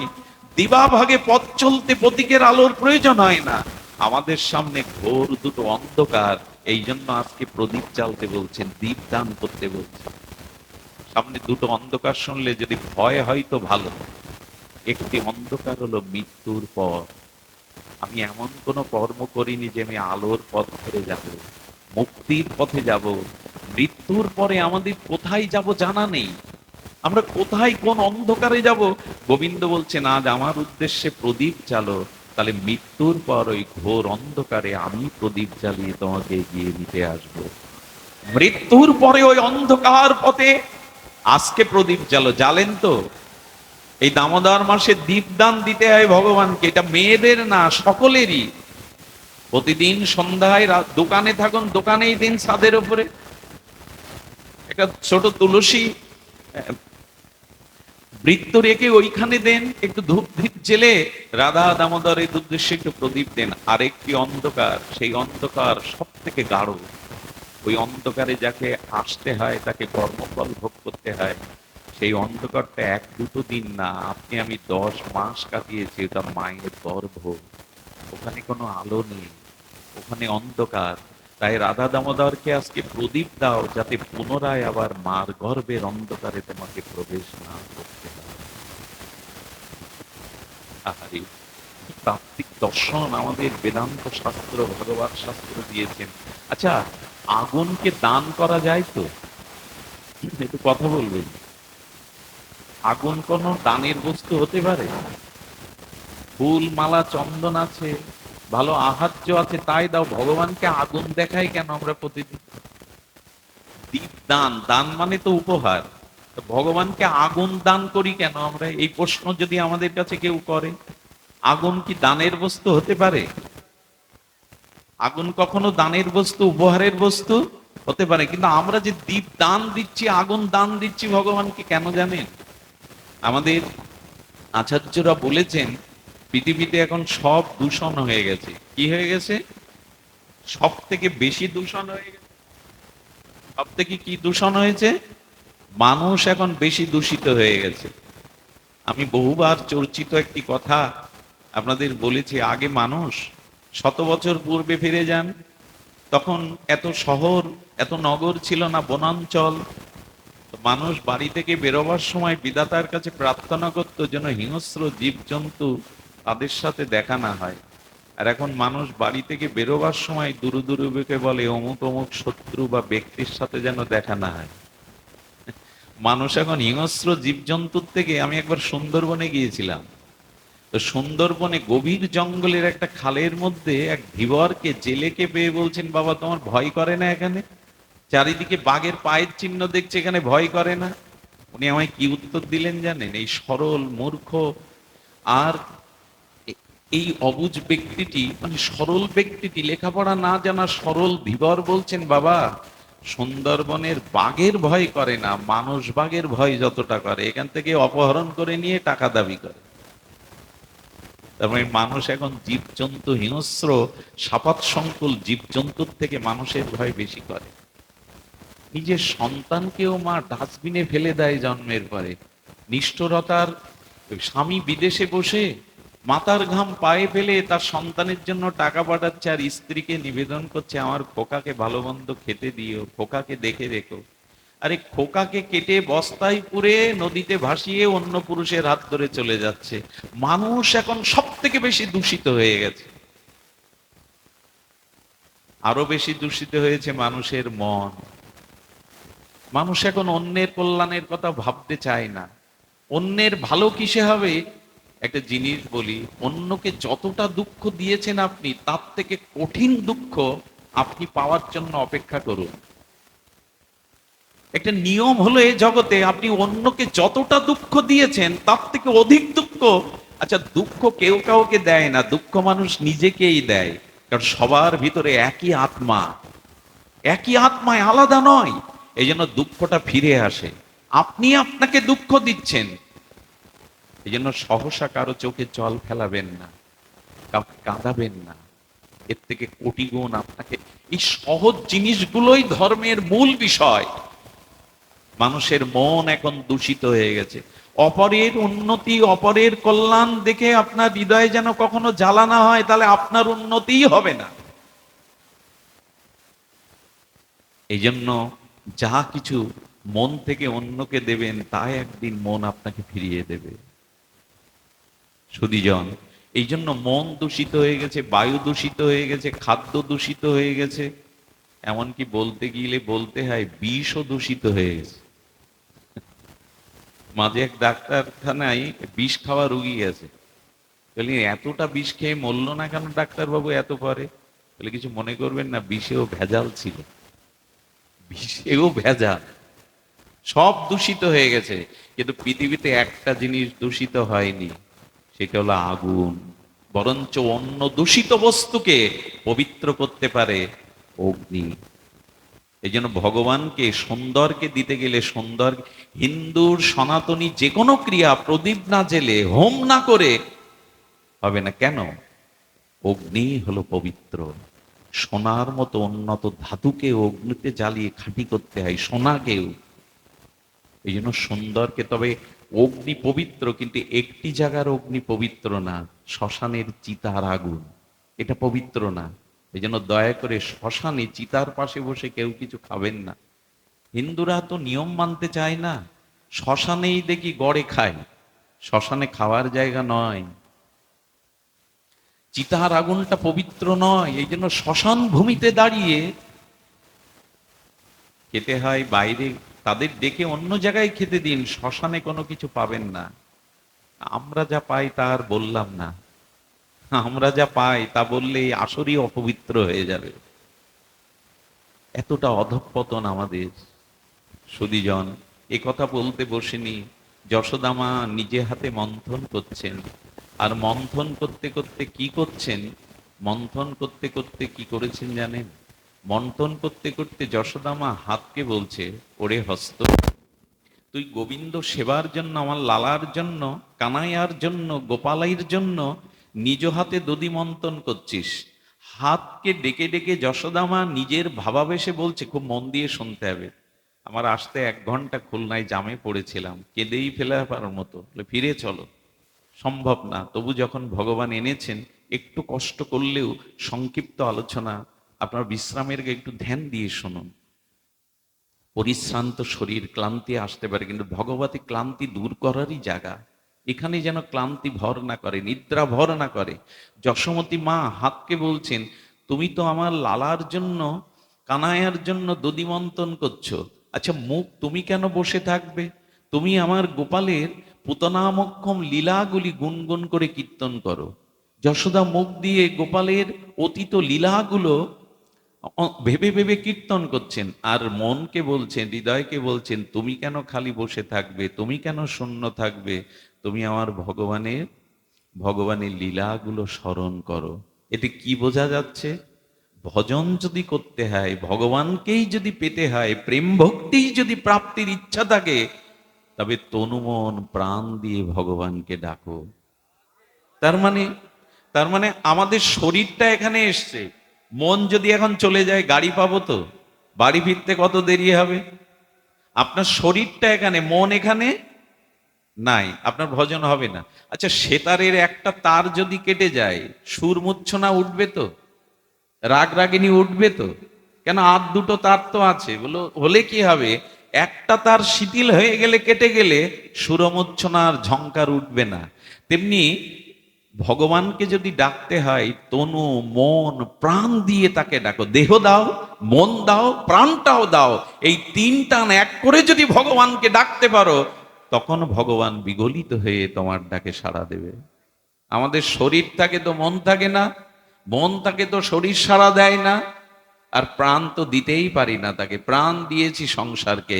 এই জন্য অনুরোধ করব, এই ঐক্য টানে, ত্রয়ী টানে ভগবানকে অনুরাগ দিয়ে ডাকুন। তনুমন প্রাণ দিয়ে ডাকা কেমন জানেন? এই ঘটনাগুলো আমি প্রতিদিন বলতে শুরু করেছি, কেননা হৃদয়ে স্পর্শ করে। নার্সি মেহতা, এই নার্সি মেহতার মেয়ে দেখতে আসবে আজ। আর ছেলে পক্ষ, পাত্রপক্ষ বলেছে মেয়ে পছন্দ হলে একেবারেই আমরা পাকা কথা দিয়ে যাব। আচ্ছা, নার্সি মেহতা গোবিন্দের ভজন করেন, এই জন্য সংসারে অভাব লেগে থাকে, ভজন করতে বসলে আর সংসারের কথা কিছু মনে থাকে না, কি খাবে মনে থাকে না। প্রেমিক ভক্ত তো, অনুরাগী ভক্ত তো, ভজনে ডুব দিয়ে দেয়। আরে তার স্ত্রী বলছে যাও কারো কাছে একটু টাকা ধার করে মেয়ের জন্য একটা ভালো কাপড় আর অতিথিদের জন্য কিছু আহার্য উপাচার কিছু নিয়ে এসো, অপমান হব কি? মেয়ে তো পার করতে হবে। নার্সি মেয়েটা ধনীদের কাছে গিয়ে, দোকানদারিদের কাছে গিয়ে বলছেন আমাকে কিছু ধার দেবেন। গরিব হলে তাকে কিছু কেউ দিতে চায় না। তো সবাই যখন ফিরিয়ে দিয়েছে, এক শেঠ বলছেন, মানে এক ধনী ব্যবসায়ী বলছেন, বাবা আমি তোমাকে দিতে পারি, একটা কাপড় কেন, তুমি যা চাইছো দিতে পারি, কিন্তু তোমাকে একটা ভজন শোনাতে হবে, তোমার শ্রীমুখের ভজন একটু শুনবো। ওই যে ভজনে বসে গেছে বাবা, 1 ঘন্টা 2 ঘন্টা 3 ঘন্টা চোখ বন্ধ করে চোখের জলে তার গিরিধারী লালের ভজন করে চলেছে। কি জন্য এসেছিল, কি কাজ, একেই বলে ভজন। আর মনে নেই। যখন বেলা 3টার দিকে চোখ খুলেছে, তখন উনি জিজ্ঞাসা করছেন ভেজা চোখে, আমি কি জন্য এসেছিলাম আপনার কাছে, এখানে কেন ভজন করছি? বলে আপনার মেয়েকে দেখতে আসবে, কিছু বস্ত্র উপচার আহার্য দরকার ছিল। বললো যা, তা তো আমার স্মরণেও নেই। ভজন করতে করতে এইভাবে বেলা কোথায় চলে গেছে, ক্ষুধা নেই, তৃষ্ণা নেই, একেই বলে ভজন। আর এরূপ ভক্তের জন্য ভগবান কি করেন জানেন? উনি বিফল মনোরথে বাড়ি ফিরেছেন। কন্যাকে পাত্রস্থ করার দায়িত্ব আমার উপরে, আমি পিতা, আমি দায়িত্ব পালন করলাম না। গৃহে যেই এসেছে, স্ত্রী ছুটে এসে বলছে, ওগো তুমি এই শাড়িটা কোথায় পেয়েছো? এই যা কিছু আজকে পাঠিয়েছো, এই উপচার, এ কোথা থেকে নিয়েছো? ওদের পছন্দ হয়েছে, ওরা মেয়ের বিয়ের কথা, পাকা কথা দিয়ে গেছে, আর আহার্য আস্বাদন করে ওরা পরম তৃপ্তি পেয়েছে। মনে করছে আমার স্ত্রী আমাকে ঠাট্টা করছেন, কিছুই তো আনিনি। বললেন তোমার চোখে জল কেন? আমি তোমাকে উপহাস করছি না। আচ্ছা বিশ্বাস না হয় দেখে এসো, মেয়েটা শাড়ি পরে দেখে এসো, যে শাড়ি তুমি পাঠিয়েছো যার দ্বারা। ঘরে গিয়ে কি দেখলো জানেন? ঘরে যেটা দেখলো, চোখের জলে ওখানেই লুটিয়ে পড়েছে নার্সি মেহতা। ওনার গুরুদেব একবার বৃন্দাবনে ওনাকে রাস দেখিয়েছিলেন। রাসে রাধারানী যে শাড়িটা পরেছিল, সেই শাড়িটা কৃষ্ণকে দিয়ে রাধারানী পাঠিয়ে দিয়েছে। যাও, আমাদের ভজন করছে ও, ও তোমার ভজনে রত আছে, যাও ওর গৃহে ওর দায়িত্ব পালন করে এসো। এটাই কলিযুগের ঘটনা, 405 বছর আগের ঘটনা। এটা ত্রেতা যুগে, দাপরের নয়। গোবিন্দ নিজে এসে রাধারানীর শাড়িটা দিয়ে গেছেন, প্রসাদী শাড়ি। আর সমস্ত প্রচার পার্টি, রাধারানীর শাড়ি যার অঙ্গে, তাকে পছন্দ করবে না কে জগতে? লুটিয়ে পড়েছে। ঠাকুর ঘরে গিয়ে বললেন, কে বলেছে তোমায় মাথায় করে বইতে? কে বলেছে তোমায় এমনি করে বইতে? আমি তো বলিনি তোমায়। কেন আমার জন্য সংসারের দায়িত্ব তুমি মাথায় করে নিলে? এটা আর কোনোদিন করবে না। আজও দায়িত্ব নেন তিনি। এরকম কত দৃষ্টান্ত জগতে আসে, তিনি দায়িত্ব নেন। শুধু দরকার তনু মন প্রাণ দিয়ে তাকে ডাকা। তার মতো আমার মঙ্গল চিন্তায় জগতে কেউ করে না, করতে পারেও না।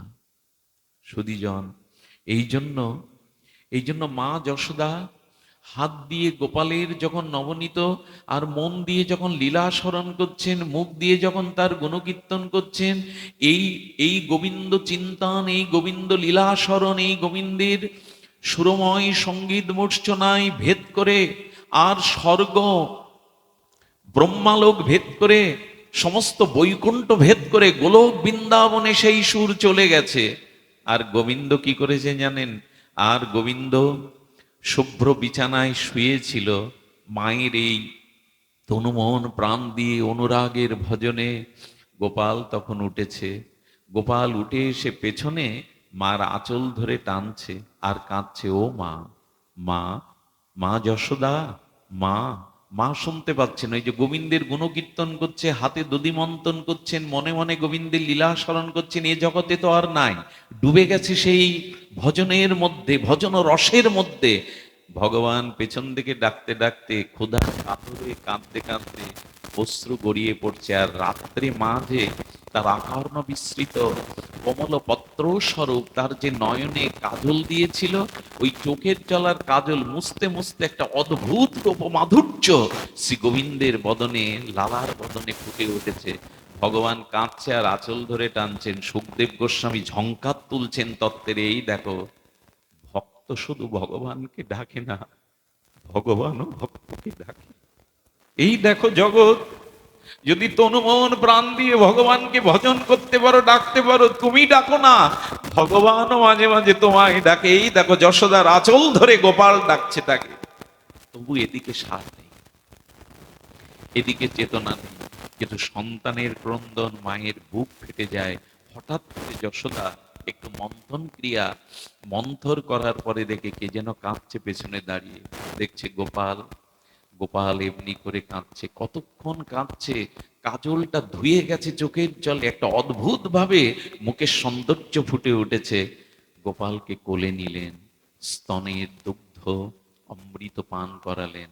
সুখদেব বলছে, বা কি ভাগ্য যশোদা, কোন সাধনা করেছিলে, আপ্তকাম পুণ্যকাম সরট বিভু ভগবান, আজ তোমার স্তনে ক্ষুধার্ত কাতর হয়ে দুগ্ধ পান করছে। এই আমাদের ভগবান, তাকে যদি চান এমনি করেই তিনি আপনাকেও পুত্ররূপে ধরা দিতে পারেন। যশোদার মতো প্রেম বাৎসল্য প্রীতি যদি আরো আজও কারো মায়ের হৃদয়ে জাগে, তবে ভগবান, ভগবান সেই বাৎসল্য প্রেমে সাড়া দিয়ে, কেমন সাড়া দেওয়া জানেন? একটু ধ্যান দিয়ে শুনুন, লীলাটি আমার খুব হৃদয়ে স্পর্শ করে। আমাদের গোবর্ধনে, গিরিরাজ গোবর্ধনে, ওখানে শ্রীনাথজির মন্দির। শ্রীনাথজি হলো স্বয়ং প্রকট বিগ্রহ। বৃন্দাবনের কিছু বিগ্রহ কেউ হাতে করে তৈরি বা নির্মাণ করেনি, যেমন গোবিন্দজি, রূপ গোস্বামীর গোবিন্দজি নিজে প্রকাট হয়েছেন। যেমন মদন মোহন নিজে প্রকাট হয়েছেন। যেমন আমাদের গোপীনাথ, মদন মোহন, গোবিন্দজি, রাধারমন, এরা নিজেই প্রকাট হয়েছেন, কেউ তাকে প্রকাট করেনি, স্বয়ং প্রকাট হয়েছেন। যেমন শ্রীনাথজিও গোবর্ধনে নিজে প্রকাট হয়েছিলেন। সেই শ্রীনাথজিরে ভজন দিয়ে আনন্দ দিতেন, ভজন করতেন। আমাদের ভজন করতেন শ্রী কুম্ভনাথ। এই কুম্ভনাথ ভগবানের অষ্ট সখার মধ্যে একজন, মানে ভগবানের সাথে তার সম্পর্ক সখ্য রসের, সখা, বন্ধু, সুহৃদ। তো ভগবানের সাথে খেলতেন, কথা বলতেন, তাকে খাওয়াতেন। কি হয়েছে জানেন? আহা, একটু মন দিয়ে শোনার জন্য অনুরোধ করছি। হঠাৎ একদিন কুম্ভনাথ ভজন করতে করতে দেখে শ্রীনাথজির গাল দিয়ে লালা পড়ছে, লালা গড়িয়ে গড়িয়ে বুকে বিন্দু বিন্দু পড়ছে, লাল গাঢ় লালা। আরে শ্রীনাথজি, আরে লালা, তোমার জিহ্বা দিয়ে মুখ দিয়ে লালা পড়ছে কেন? বললো, লোভে। বলে, তোমার কি লোভ হয়েছে আমাকে বলো, তুমি বলছো না, লালা দেখছি কদিন ধরে লালা পড়ছে। বলে, জানো, জানো কুম্ভন, এক মা আসে, এক মা ভাগবত শুনতে শুনতে শুনেছে গোপীরা দধি দুগ্ধ দোহন কালে, ওই দধিটা জমানোর কালে কৃষ্ণের চিন্তা করত, কবে কৃষ্ণ ঘরে এসে এই নবনীত পাবে, এই ননি পাবে। এমনি করতে করতে ওই নিবেদনের প্রসাদ গোবিন্দ পাওয়ার জন্য গোপীদের ঘরে ননি চুরি করতে যেতেন। এই পাঠ শুনে এই সরল মায়ের মনেও হয়েছে, আমিও এমনি করে গোপালের জন্য দধি পেতে আর চিকেই টানিয়ে রাখবো, কবে গোপাল আমার ঘরে এসে ননি চুরি করবে। তাই প্রতিদিন কি করে জানেন? দুধটা জাল দিয়ে, শর্করা দিয়ে খুব গাঢ় করে, সর করে, মাখন করে বা ক্ষীর করে একটা মাটির ভাণ্ডে করে এনে প্রতিদিন শ্রীনাথজির মন্দিরের সামনে পদ্মা তুলি দিয়ে বলো, এই দেখো গোপাল, এই দেখো তোমার জন্য কত মধুর, কত আস্বাদ্য ক্ষীর মাখন করে এনেছি, আর এটা ঘরে ছিকিয়ে টানিয়ে রাখবো, তুমি কিন্তু আমার ঘরে যাবে। এইভাবে লোভ দেখিয়ে যায় ও প্রতিদিন। আহা, কি ভজন দেখুন। বলি এইখানে দেব না, আমার ঘরে গিয়েই পেতে হবে তোমায়। এই সরলতাই ভগবান পাওয়ার উপায়। আর সেই লোভে লোভে ভগবানের জিহ্বা দিয়ে লালা পড়ে গো মা।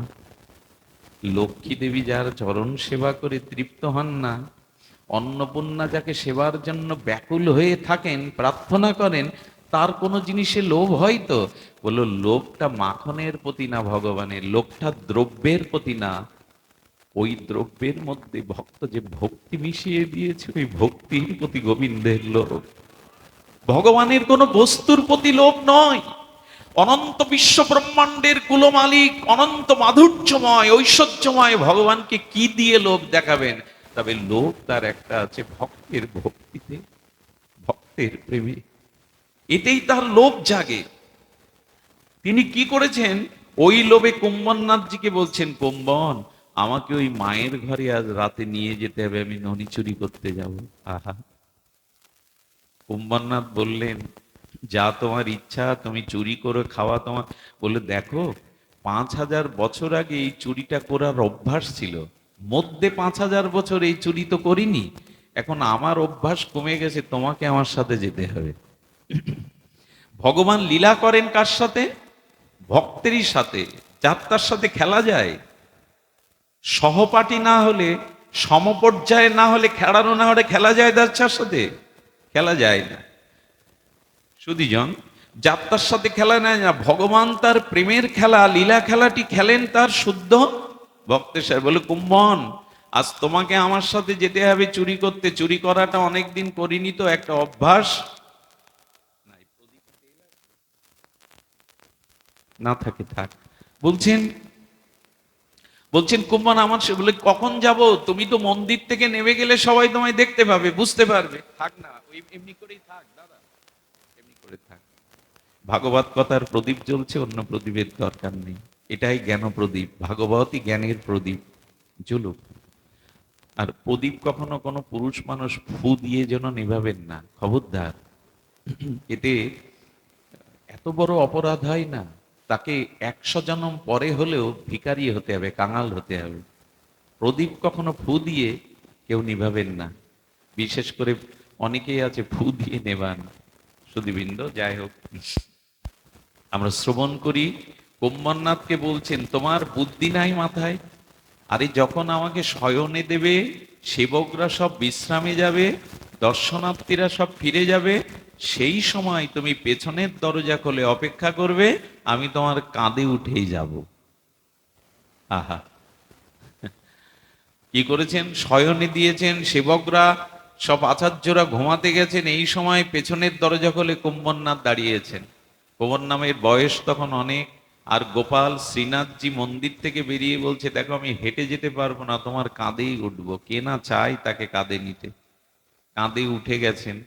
কাঁধে উঠে যখন চরণ দোখানা বুকে জড়িয়ে ধরেছে, কুম্ভনাথ বলে, তোমার চরণ এত শীতল, এত এত হৃদয়ে আনন্দ দেয়। তবে চলো। কুম্ভনাথকে নিয়ে গোবিন্দ সতর্পণে দরজা খুলেছে। আর গোপী ভাবতে ভাবতে চোখের জলে ঘুমিয়ে পড়েছে। আজ আসবে না গোপাল, আর কত প্রতীক্ষা করবে? তোমার জন্যই তো ছিকেতে সাজিয়ে রেখেছি মাখন। ওই ভাবতে ভাবতে দেখুন, ঘুমাবার সময় একটু ভগবত চিন্তা করে ঘুমাবেন, দেখবেন স্বপ্নটা ভগবানেরই আসবে। আর যদি সংসার চিন্তা করতে করতে ঘুমান, তাহলে ওই যে স্বপ্নগুলো অশুভ স্বপ্ন, ওগুলো আক্রান্ত করবে। নিয়ম আছে, প্রভাতে উঠেই আগে আমাদের গৌর গৌর গৌর গৌর গৌর গৌর গৌর হে, হ্যাঁ, আমাদের প্রথমে এই গৌর নামটি, কৃষ্ণ নামটি ঘুমের থেকে উঠেই নিতে হয়। স্ত্রী পুত্রের নাম না, ভগবানের নাম। চোখ খুলেই আগে শয়ন মন্দিরে ভগবানের কোনো পট থাকলে ওটা আগে দেখে, তবে অন্যকে দেখতে হয়। আর ঘুমাবার সময় রাধারানীর চরণ চিন্তাটা করতে করতে ঘুমাতে হয়। যদি ঘুম না ভাঙে, ওই শেষ চরণ চিন্তায় আপনাকে রাধারানীর চরণ পাইয়ে দেবে। আচ্ছা, এটুকু তো পারি আমরা, আর এখন হয়েছে রাধারানীর চিন্তা, এখন নেট নিয়ে ঘুমায়। কৃষ্ণ বাঁশি নিয়ে ঘুমাতো, এখন আমরা বুকে পিঠে মোবাইল নিয়ে ঘুমাই। আমাদের আর ওই চিন্তা হয়েছে। ওটা ছাড়াছাড়ি নেই, ওটা ছাড়লে উপায় নেই। কৃষ্ণ যেমন ঘুমানোর সময় বাঁশি ছাড়তো না, আমরা ওটাও ছাড়ি না। দুর্দশা আমাদের। বাবা অনেকেই কল করে করে, বাবা এই সব স্বপ্ন দেখি, বাবা কোনো দুর্যোগ আসছে, কোনো পতন আসছে, কি বলি বলুন তো তাদের? স্বপ্নটা যা ভাবি তারই প্রতিভাস হয়ে তো স্বপ্নটা ফিরে আসে। আমাদের রূপ সনাতন আচার্যরা দু চার দণ্ড ঘুমাতেন, দণ্ড, তো তখনই তার মধ্যে রাধা মাধবের লীলা দেখতেন। স্বপ্নের মধ্যেও রাধা মাধব দেখতেন, নিত্য নিরন্তর তো ওই ভাবনাই ভাবেন তারা। সুধীজন, এই জন্য ভগবত স্মরণটা দরকার, প্রয়োজন ওই ভাবনাটা। কুম্ভনাথকে নিয়ে ঘরে গিয়ে বলছে, দোনো এখন তো আমার সকা নেই, তুমি সকা, আমি তোমার কাঁধে উঠে ওই সিকেটা ধরবো। কাঁধে উঠে সিকে ধরেছে। সিকে ধরে কি করছে জানেন? মাখনগুলো, এতদিনের প্রেমের নিবেদন, ভক্তির নিবেদন, মাখনগুলো নিজ হাতে করে খাচ্ছেন। কুম্ভনাথ তখন বলছেন, এই সুযোগ আর জীবনে পাবো কিনা জানি না। বলে, নৌকা নাই, বন্ধু বলো তো, বন্ধুকে ভাগ দিতে হয় না? তখন মুঠো করে ওর দিকে দিতে গেছে, বলে ওভাবে না, তুমি যেটা তুমি যেটা পাচ্ছ না ওটা অধরামৃত, একটু ফেলে দাও নিচে, ওইটুকু পাওয়ার আশায় তো আছি। তোমার অধরামৃত, আপনারাও যদি গোবিন্দের রাধারানীর অধরামৃত পেতে চান, পেতে পারেন, আজও পেতে পারেন। ঠাকুরকে সদাচার সম্পন্ন সু আচারে ভোগ লাগান। এই যে ভগবানকে ভোগ লাগান না, ওটা গোবিন্দ গ্রহণ করে, রাধারানী গ্রহণ করে, নিতাই গৌর গ্রহণ করে। ওই প্রসাদের মধ্যে গোবিন্দের অধরামৃত আছে, ওই প্রসাদের মধ্যে কিন্তু এটা পাওয়ার জন্য ব্যাকুলতা কই। এই জন্য এই মাসটা যতদিন আছে আমিষ খাবেন না, হাত জোড় করি। শাস্ত্র নিষেধ করেছে এই এই নিয়ম সেবা মাসে, কার্তিক মাসে আমিষ পেতে নেই। এই কথা আর শুনেছি আমরা। ডাক্তার বললে শুনতাম, তোমার লিভার নষ্ট হয়ে গেছে, এই লিভার সুস্থতার জন্য 1 মাস তুমি ভাত কিছুই খাবে না, একটু ফলের রস খাবে। সে বেলায় মানতে রাজি, ভগবান বললে মানতে রাজি না। এই আমাদের দুর্দশা। ব্রত করুন আর না করুন, এই মাসে দয়া করে আমিষ খাবেন না। দয়া করে, কৃপা করে এই মাসে, এই আর কটা দিন তো আছে, দেখতে দেখতেই চলে যাবে, দেখতে দেখতেই চলে যাবে। ভক্তরা এক একটা দিন যায় আর ব্যথা পায়, মাসটা চলে গেল, এত তাড়াতাড়ি দিনগুলো চলে গেল, দামোদর কেন আরো 1 মাস থাকলো না? আর আমার মতো যারা, তারা বলে দিন গণে, 15 দিন হলো কি 16 দিন হলো, কবে যাবে? সুধীজন, এই জন্য অনুরাগ না থাকলে, মাখনগুলো খেতে খেতে গোবিন্দ বুঝতে পেরে তার অধরামৃত মাখনগুলো বিন্দু বিন্দু ফেলে দিচ্ছে। আর যখনই ফেলে দিচ্ছে তখন কুম্ভন দাস ওইগুলোই অধরামৃতই চেটে চেটে আর আস্বাদন করে পাচ্ছে। ধন্য, ধন্য, ধন্য তুমি, যার ঘরে আজ নিজে, আজ শ্রীনাথজি এসে মাখন পাচ্ছে। গোবিন্দ বলছেন, যার জন্য এলাম, যার বস্তু, প্রেমের বস্তু পেলাম, তাকে একটু দেখাবো না? ইচ্ছা করেই কি করেছে জানেন? ইচ্ছা করেই ঘরটা নিচে ফেলে দিয়েছে। যেই শব্দ হয়েছে, গোপী কে কে কে বলে চোর চোর চোর বলে, ওইটাই তো চাচ্ছিলেন। আর গোবিন্দ কি করেছে জানেন? ওই যে শিখে দড়ি ঝুলে লাফ দিয়ে বাইরে এসে অলিয়ে মন্দিরের মধ্যে কুম্ভনদাস ওখানেই পড়ে, বলে দাঁড়াও দাঁড়াও দাঁড়াও। আর দাঁড়াও, উঠে উঠে মা বলছেন, বাবা আলো জেলে বলছে, তুমি চুরি করতে এসছো আমার ঘরে? হাতে মুখে মাখন, বলে বাবা বললে তো আমি মন্দিরে পৌঁছে দিতাম। কুম্ভনাথজি তুমি আমার ঘরে? বলো, মা তোর বিশ্বাস হয় আমি চুরি করতে এসেছি? আর এই সারাটি, এই সারাটি দিন ধরে তুই যার প্রতীক্ষা করিস, যার জন্য অনুরাগে এইভাবে তুলে রেখেছিস, সেই এসেছিল তোর ঘরে, সেই এসেছিল। মার দিকে তাকিয়ে বলছে, ও মা কি ভজন করেছিস তার?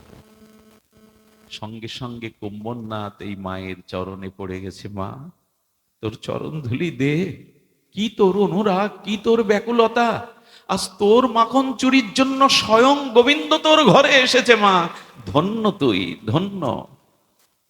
সেই দিন থেকে ওই মা শ্রীনাথজিকে মাখন দিত। আজও এটা হয়। আমাদের ব্যাকুলতা নাই, আমাদের ওই জাতীয় উৎকণ্ঠা নাই যে আমার ঘরে তিনি আসবেন। আজও ব্যাকুল চিত্তে যদি কেউ এমনি করে তাকে আহ্বান করে, তবে তিনি এমনি করে তাকে কৃপা করেন।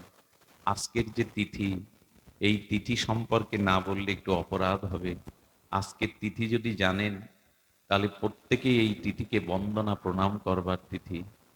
আজকের তিথি হলো প্রেম ভক্তির মহারাজ নিত্যানন্দ আবেশ মূরতি মহাপ্রভু শ্রীকৃষ্ণ চৈতন্য পরতত্ত্ব, প্রভু নিত্যানন্দ, শ্রী অদ্বৈত আচার্য, এনারা অপ্রকটের পরে যাদের হাতে, যাদের দ্বারা আমাদের এই গৌড়ীয় ভজন প্রবাহিত হয়েছিল, আমাদের গৌড়ীয় মহাপ্রভুর আদর্শ মনোভীষ্ট যারা বিজয় পতাকাকে বহন করেছিল, তারা তিনজন। মহাপ্রভুর দ্বিতীয় আবেশ অবতার শ্রীনিবাস আচার্য প্রভু, নিত্যানন্দ আবেশ প্রেমমূরতি শ্রী শ্রী ঠাকুর নরোত্তম দাস, আর একজন হলো অদ্বৈত প্রভুর আবেশ মূরতি আমাদের শ্যামানন্দ প্রভু। তিনটি নাম উচ্চারণ করলেই প্রেম হয়। কি কি বললাম? মহাপ্রভুর দ্বিতীয় কলেবর শ্রীনিবাস আচার্য প্রভু, আর নিত্যানন্দ প্রভুর আবেশ প্রেমমূরতি ঠাকুর নরোত্তম দাস মহাশয়, আর অদ্বৈত প্রভুর আবেশ মূর্তি হলেন শ্যামানন্দ প্রভু। এই তিনজন মহাপ্রভুর লীলা অব্যবহিত পরে গৌড়ীয় প্রেম ভক্তি প্রচার এদের তিনজনের দ্বারা প্রচার হয়েছিল। গোস্বামী গ্রন্থের প্রচার এদের দ্বারাই হয়েছিল। এই জন্য এই তিনজনকে বিশেষ রূপে আমাদের স্মরণ করা দরকার। এর মধ্যে সর্বোত্তম অনন্য নিত্যানন্দ আবেশ মূরতি প্রেম ভক্তির মহারাজ মহাপ্রভুর প্রিয় পরিকর গৌড়ীয় আচার্য কুলতিলক প্রেম ভক্তি মহারাজ ঠাকুর নরোত্তমের আজ তিরোভাব তিথি। আজ ঠাকুর নরোত্তমের তিরোভাব তিথি। কারণ্য দৃষ্টি সমিতাশ্রিত মর্তকোটি রাম্যাধার দতি সুন্দর দ্বন্দ্বকান্তি শ্রীমান নরোত্তমম মুখম ভুজম মন্দহাসং লাস্যম ততাতরিদিমে বিতরাং আস্বাদানাম। কে এই ঠাকুর নরোত্তম? এবং আমাদের বঙ্গদেশের, এই বাংলাদেশের মানুষের ভাগ্য মহাপ্রভুর এমন একজন প্রিয় পরিকর নিত্যানন্দ আবেশ মূরতি তিনি এসেছিলেন আমাদের এই বঙ্গদেশে। কত বড় ভাগ্য আমাদের। আজকে সারা বিশ্বের গৌড়ীয় বৈষ্ণব তাকিয়ে আছে আমাদের এই বঙ্গদেশের দিকে। কোথায় জানেন? প্রেমতলিতে। আজকে তাকিয়ে আছে প্রেমতলিতে সারা বিশ্ব বৈষ্ণব, গৌড়ীয় বৈষ্ণব তাকিয়ে আছে এই বঙ্গদেশে, স্মরণ করছে। আজ রাধাকুণ্ডে বসে বাবাজি মহারাজরা আমাদের খেতুরের চিন্তা করছেন। কারণ অবিভক্ত ভারতবর্ষের আমাদের মুর্শিদাবাদের এপারে যে পদ্মা, এই পদ্মার তীরে রাজশাহীর খেতুরি গ্রামে রাজা কৃষ্ণানন্দ রাজ পরিবারে এসেছিলেন। উনি রাজা কৃষ্ণানন্দ আর ভাগ্যবতী মা নারায়ণীর গর্ভে আলো করে এসেছিলেন ঠাকুর নরোত্তম। কিন্তু আসবার আগে যে ঘটনা ঘটিয়েছিল, সে ঘটনা পরম অলৌকিক দিব্য ঘটনা। আপনারা জানেন, মহাপ্রভু একবার রামকেলিতে এসেছিলেন। এই রামকেলিতে এসে উনি গঙ্গার অববাহিকা পথ ধরে এসেছিলেন আমাদের পদ্মায়। আর পদ্মায় এসে রাজশাহীর পদ্মার ওপরে দাঁড়িয়ে প্রিয় ভক্তগণকে সঙ্গে নিয়ে মহাপ্রভু ভাবাবেশে আর ওপারের দিকে দু ভুজ উত্তোলন করে, আজানুলম্বিত বাহু উত্তোলন করে ডাকছে নরু নরু নরোত্তম নরোত্তম নরু নরোত্তম। প্রভু ব্যাকুল হয়ে ডাকছেন কাকে? ভক্তরা বলছে, ভক্তদের মধ্যে তো নরু বলে কারো নাম নাই, নরোত্তম কি তবে কৃষ্ণের আরেকটি নাম? প্রভু কৃষ্ণকেই ডাকছেন ব্যাকুল হয়ে? না, কৃষ্ণকে ডাকছে না। নরোত্তম তখনও জগতে আবির্ভূত হয়নি, আসেনি। আসার আগে প্রভু, কত বড় ভাগ্যবান, আসার আগে প্রভু দুবাহু আজানুলম্বিত ভুজ বাড়িয়ে ব্যাকুল হয়ে ডাকছে নরু নরু নরোত্তম নরোত্তম বলে ডাকছে। ভক্তরা ব্যাকুল হয়েছে। মহাপ্রভু কি করলেন? ডাকতে ডাকতেই পদ্মার বুকে তিনি নেমে পড়লেন। নাভি সমান জলে প্রভু পদ্মার বুকে দাঁড়িয়ে প্রভুর প্রেম নয়ন থেকে বিন্দু বিন্দু প্রেমাশ্রু খরিত হচ্ছে। প্রভু কাঁদছেন কেন? পদ্মার বুকে দাঁড়িয়ে কেন কাঁদছেন জানেন? হে পদ্মা, আমার এই চোখের জল নয়, আমার হৃদয়ের জমানো যত প্রেম ভক্তি আর চোখের জলে বিগলিত করে আমি তোমার কাছে দিচ্ছি। আমার মহাপ্রভুর প্রেম ধাম দেখুন, যে এখনো জগতে আবির্ভূত হয়নি, আসেনি, তার জন্য ব্যাকুল হয়ে ডাকছেন চৈতন্য প্রভু এবং বলছেন, লীলাচলে যেতে যেতে নিত্যানন্দের প্রেমস্রোত যে প্রেম আমি হৃদয়ে ধারণ করে রেখেছি, আমি সেই জমাট বাঁধা প্রেমকে চোখের জলে বিগলিত করে পদ্মা তোমার কাছে দিয়ে যাচ্ছি।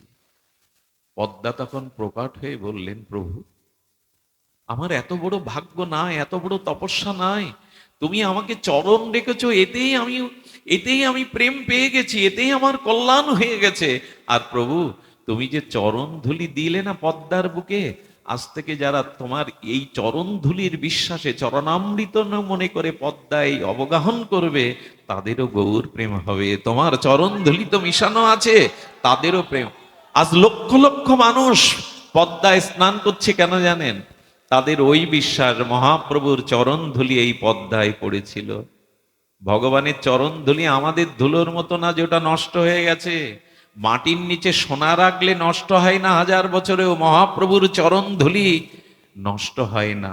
পদ্মায় যদি কখনো যান, একবার স্নান করবেন ওই বিশ্বাসে, পদ্মাতে স্নান করছে এই বিশ্বাসে না, আমার গৌর হরির চরণ ধুলি মাখানো আছে চরণামৃত। সুধীজন চোখের জলে প্রেম গচ্ছিত রেখে যাচ্ছেন। পদ্মা তখন প্রকাট হয়ে বললেন, প্রভু, তোমার চরণ দিয়ে ধন্য করলে, কিন্তু এই চোখের জলে যে প্রেম, এই প্রেম আমি পাওয়ার তো কোনো যোগ্যতা রাখি না। বললেন, পদ্মা, এই প্রেম তোমার জন্য নয়, আমি তোমার কাছে গচ্ছিত রাখছি। যেদিন আমার নরোত্তম এই পদ্মায় স্নান করতে আসবে, আমার এই প্রেম তুমি তাকে দিও। আহা, এই বঙ্গদেশে,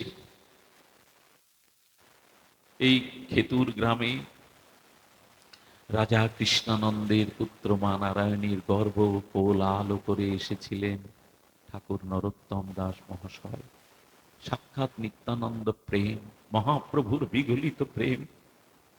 খেতুরে একবার যাবেন, প্রেমতলিতে আজকে যারা ওখানে আছে না, আমি মনে মনে তাদের চরণটা চিন্তা করছি, ওগো ওখান থেকে একটু পাঠিয়ে দাও আমাদের জন্য, যারা গেছো ভাগ্যবান।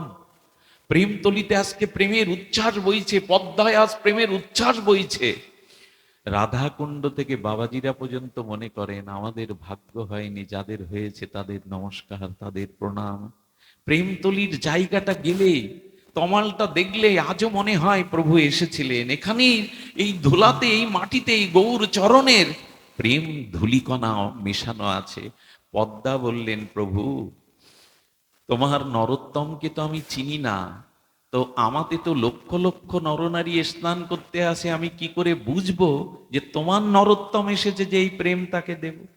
আচ্ছা, যুক্তিবাদী লোককে বিশ্বাস করানো যাবে তো এই কথা, যে চোখের জলে প্রেম কারো জন্য পদ্মার বুকে রাখা যায়?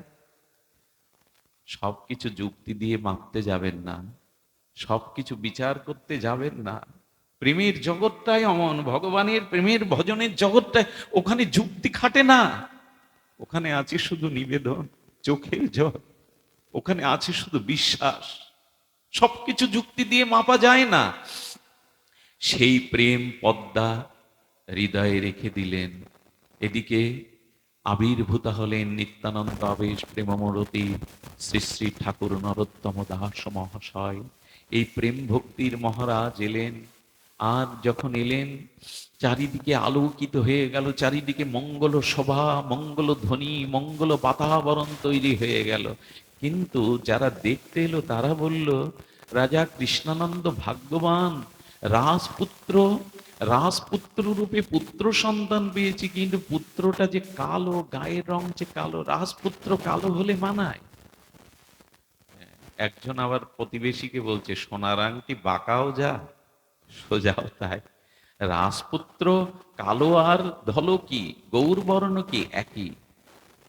কালো ছিল না, নরোত্তম ঠাকুর চিরদিন কালো ছিল না। দ্যুতিময় প্রেমময় জ্যোতি, প্রেমজ্যোতি পেয়েছিল। কবে জানেন? বলছি শুনুন। যখনই সে শশীকলার ন্যায় বেড়ে উঠল, রাজা দেখলেন তাকে শিক্ষা দিতে হবে। ওই অঞ্চলে তখন সর্বশ্রেষ্ঠ পণ্ডিত ছিলেন কৃষ্ণদাস পণ্ডিত। তাকে গিয়ে বললেন, আজ রাজপুত্র রূপে নয়, আপনার শিষ্য রূপে, ছাত্র রূপে আমি নরোত্তমকে আপনার কাছে রেখে যাচ্ছি, ওকে উপযুক্ত শিক্ষা দিন। তখন বলছেন নরোত্তম, আমি তোমাকে একটু পরীক্ষা নেব। এই পরীক্ষা, তুমি ক খ গ ঘ এইটি লিখে দিলেন অক্ষরগুলো, তুমি এর এই ক খর কোনো অর্থ বা প্রতিশব্দ লেখো। কি লিখলেন জানেন নরোত্তম? কয় কলিকালে চৈতন্য অবতার, ক্ষয় খেলিবার ছলে হলো করতাল। গয় গড়াগড়ি যান প্রভু প্রেম কৌতূহলী, এইসব লিখেছেন। ঠাকুর মশার চোখ বড় হয়ে গেছে। ও নরোত্তম, প্রথম দিনেই লিখতে গিয়ে কয় কলিযুগে শ্রীকৃষ্ণ চৈতন্য অবতার, ক্ষয় খেলিবার ছলে খোলো করতল, এই সব লিখেছ। কে তুমি? তোমাকে আমি কি শিক্ষা দেব? তুমি তো শিক্ষা পেয়েই এসছো জগতে। আমি তোমাকে কি শিক্ষা দেব? শিক্ষা তো তুমি নিয়েই এসছো। এ ছেলে সাধারণ নয়। এ ছেলে এ ছেলে একদিন অনেক বড় হবে। এই লক্ষণগুলো তো বোঝা যায়। সংস্কার তো যায় না, ধুলে মুছলে সংস্কার যায় না। যেদিন সমাবর্তন হবে, এই ছাত্রকে বিদায় দিচ্ছেন, তখন রাজাকে বললেন, রাজা রাজা শোনো, এ সন্তান তোমার সাধারণ সন্তান নয়। অন্নপ্রাশনের দিনে সামনে অনেক জিনিস রাখতে হয়, রাখে না? টাকা রাখে, শাস্ত্র রাখে। ওমা, রাখতে রাখতে হাত দেবে না, ভাগবতকেই জড়িয়ে ধরেছে অন্নপ্রাশনে। বললেন সকলে, ইনি ভাগবত, প্রাণ হবে। আচ্ছা, যখন অন্নপ্রাশনে মুখে অন্ন দেবে, সেই অন্নের জন্য অনেক আমিষ ওখানে দেওয়া আছে, আর মুখে ওই দিকে তাকায় না। ওখানে পূজারী বললেন, আপনার এ ছেলে আমিষ মুখে নিতে আসেনি, ওকে গোবিন্দের প্রসাদ দিন, না হলে নেবে না। ভোগ লাগালে তবে পেলেন। সংস্কার তাই তো। এই যে যারা ভাগবত শুনতে আসেন না, যারা একটু তিলক মালা নিয়েছেন, যারা একটু অধিক ভগবানের ভজন সাধন করেন, এটা আপনাদের এক জন্মের ভাগ্য না, এক জন্মের সৌভাগ্যে পথে আসা যায় না। একমাত্র এক জন্মের সৌভাগ্যে ভগবানের রুচি হয় না, নামে রুচি হয় না, হরি কথাতে অভিরুচি হয় না। বহু নাম জন্ম নামান্তে জ্ঞানবানাং প্রবর্ততে বাসুদেব সর্বমিতি, সমহাত্মা সুদুর্লভ। অনন্ত জন্মের সুকৃতি সৌভাগ্য না থাকলে পথে আসা যায় না, সদ্গুরুদেবের চরণাশ্রয় করা যায় না, ভগবত ভজনে রুচি আসে না। অনেক জন্মের সৌভাগ্য। সুধীজন, এই জন্য এমনি করে বেড়ে উঠল। শিক্ষক বললেন, এই পদ্মাতে একবার যেও নরোত্তম। শ্রীকৃষ্ণ চৈতন্য এই পদ্মায় চরণ ধুলি দিয়ে গেছেন, কিন্তু প্রেম রেখে গেছেন এটা তো কারো জানার কথা নয়। তুমি একবার যেও।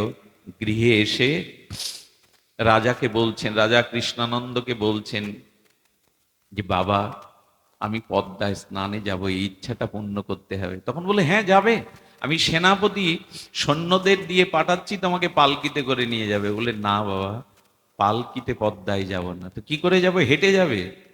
বললেন, না, হেঁটেও যাব না। বলি, হেঁটে যাবে না, পালকিতে যাবে না, তো কিভাবে যাবে? কি বললো জানেন? বাবা, যে মাটিতে আমার গৌর হরি চরণ চিহ্ন রেখেছেন, সে মাটিতে আমি গড়াগড়ি দিতে দিতে যাব পদ্মায়। যদি অঙ্গে ওই ধুলা আমিকে প্রেম হয়, আমি ধুলাতে লুটা চড়তে যে। কৃষ্ণানন্দ কৃষ্ণানন্দ বলছেন, এভাবে কেউ যায়? বললো, বাবা এইভাবেই যেতে দিতে হবে, আমার এই ইচ্ছা পূর্ণ করতে হবে। সুধীজন, উনি পেছনে সেনা পাঠালেন, সেনাপতিদের পাঠালেন, যাও, ছেলেটা পদ্মায় যাচ্ছে, উন্মত্ত পদ্মায়, ওর দিকে লক্ষ্য রেখো। যখন পদ্মার তীরে গেছে, পদ্মার তীরে গিয়ে চোখে জল এসে গেছে। এইখানেই দাঁড়িয়েছিলে তুমি, এখানেই আমাকে ডেকেছিলে। হে পদ্মা, তোমাতে আমার প্রভুর চরণ ধুলি মাখানো আছে। একটা কথা বলি, জলে নামবার আগে আগে পাটা দিবেন না। জলে নামবার আগে না, ওই জলে কত মহাপুরুষ হয়তো স্নান করেছেন, জলটাকে মাথায় দিয়ে নামবেন জলে। এটা এখনো পুরোনো দিনের মানুষরা করে। আমাদের বর্তমান প্রজন্মের ছেলে মেয়েকে আমরা এইসব শিক্ষা দিতে পারিনি। কিন্তু জলে বা নদীতে, তীর্থে কোথাও স্নান করতে গেলে আগে বন্দনা করে নিয়ে প্রণাম করে মাথায় একটু জল দিয়ে তবে নামতে হয়, এটাই নিয়ম। তো উনি বন্দনা করছেন, জল মাথায় দিলেন, দিয়ে যখন নেমেছেন, এই নামার সাথে সাথে কি বলেছিল, পদ্মা জিজ্ঞাসা করেছিল, হাজার হাজার নরনারী আসে, তোমার নরোত্তম এসেছে, বুঝবো কি করে যে এই প্রেম তাকে দেব? মহাপ্রভু বলেছিলেন, যাহার পরশে তুমি অধিক উচ্ছলিবা, নরোত্তম জানি তাকে এই প্রেম তুমি দিবা। যেদিন যার স্পর্শে তোমার অধিক তরঙ্গ উঠবে, উচ্ছ্বসিত তরঙ্গ উঠবে, জানবে এই নরোত্তম। যেই নরোত্তম পদ্মায় নেমেছে, নরোত্তমের প্রেমের ছোঁয়া পেয়ে পদ্মা উচ্ছ্বসিত তরঙ্গে জল বাড়তে লাগলো। আর সেই জল বাড়তে বাড়তে পদ্মার বুকেই কেড়ে নিল নরোত্তমকে। ধন পেলে কেউ আর দূরে রাখে, পদ্মা কেড়ে নিয়ে ডুবিয়ে দিল।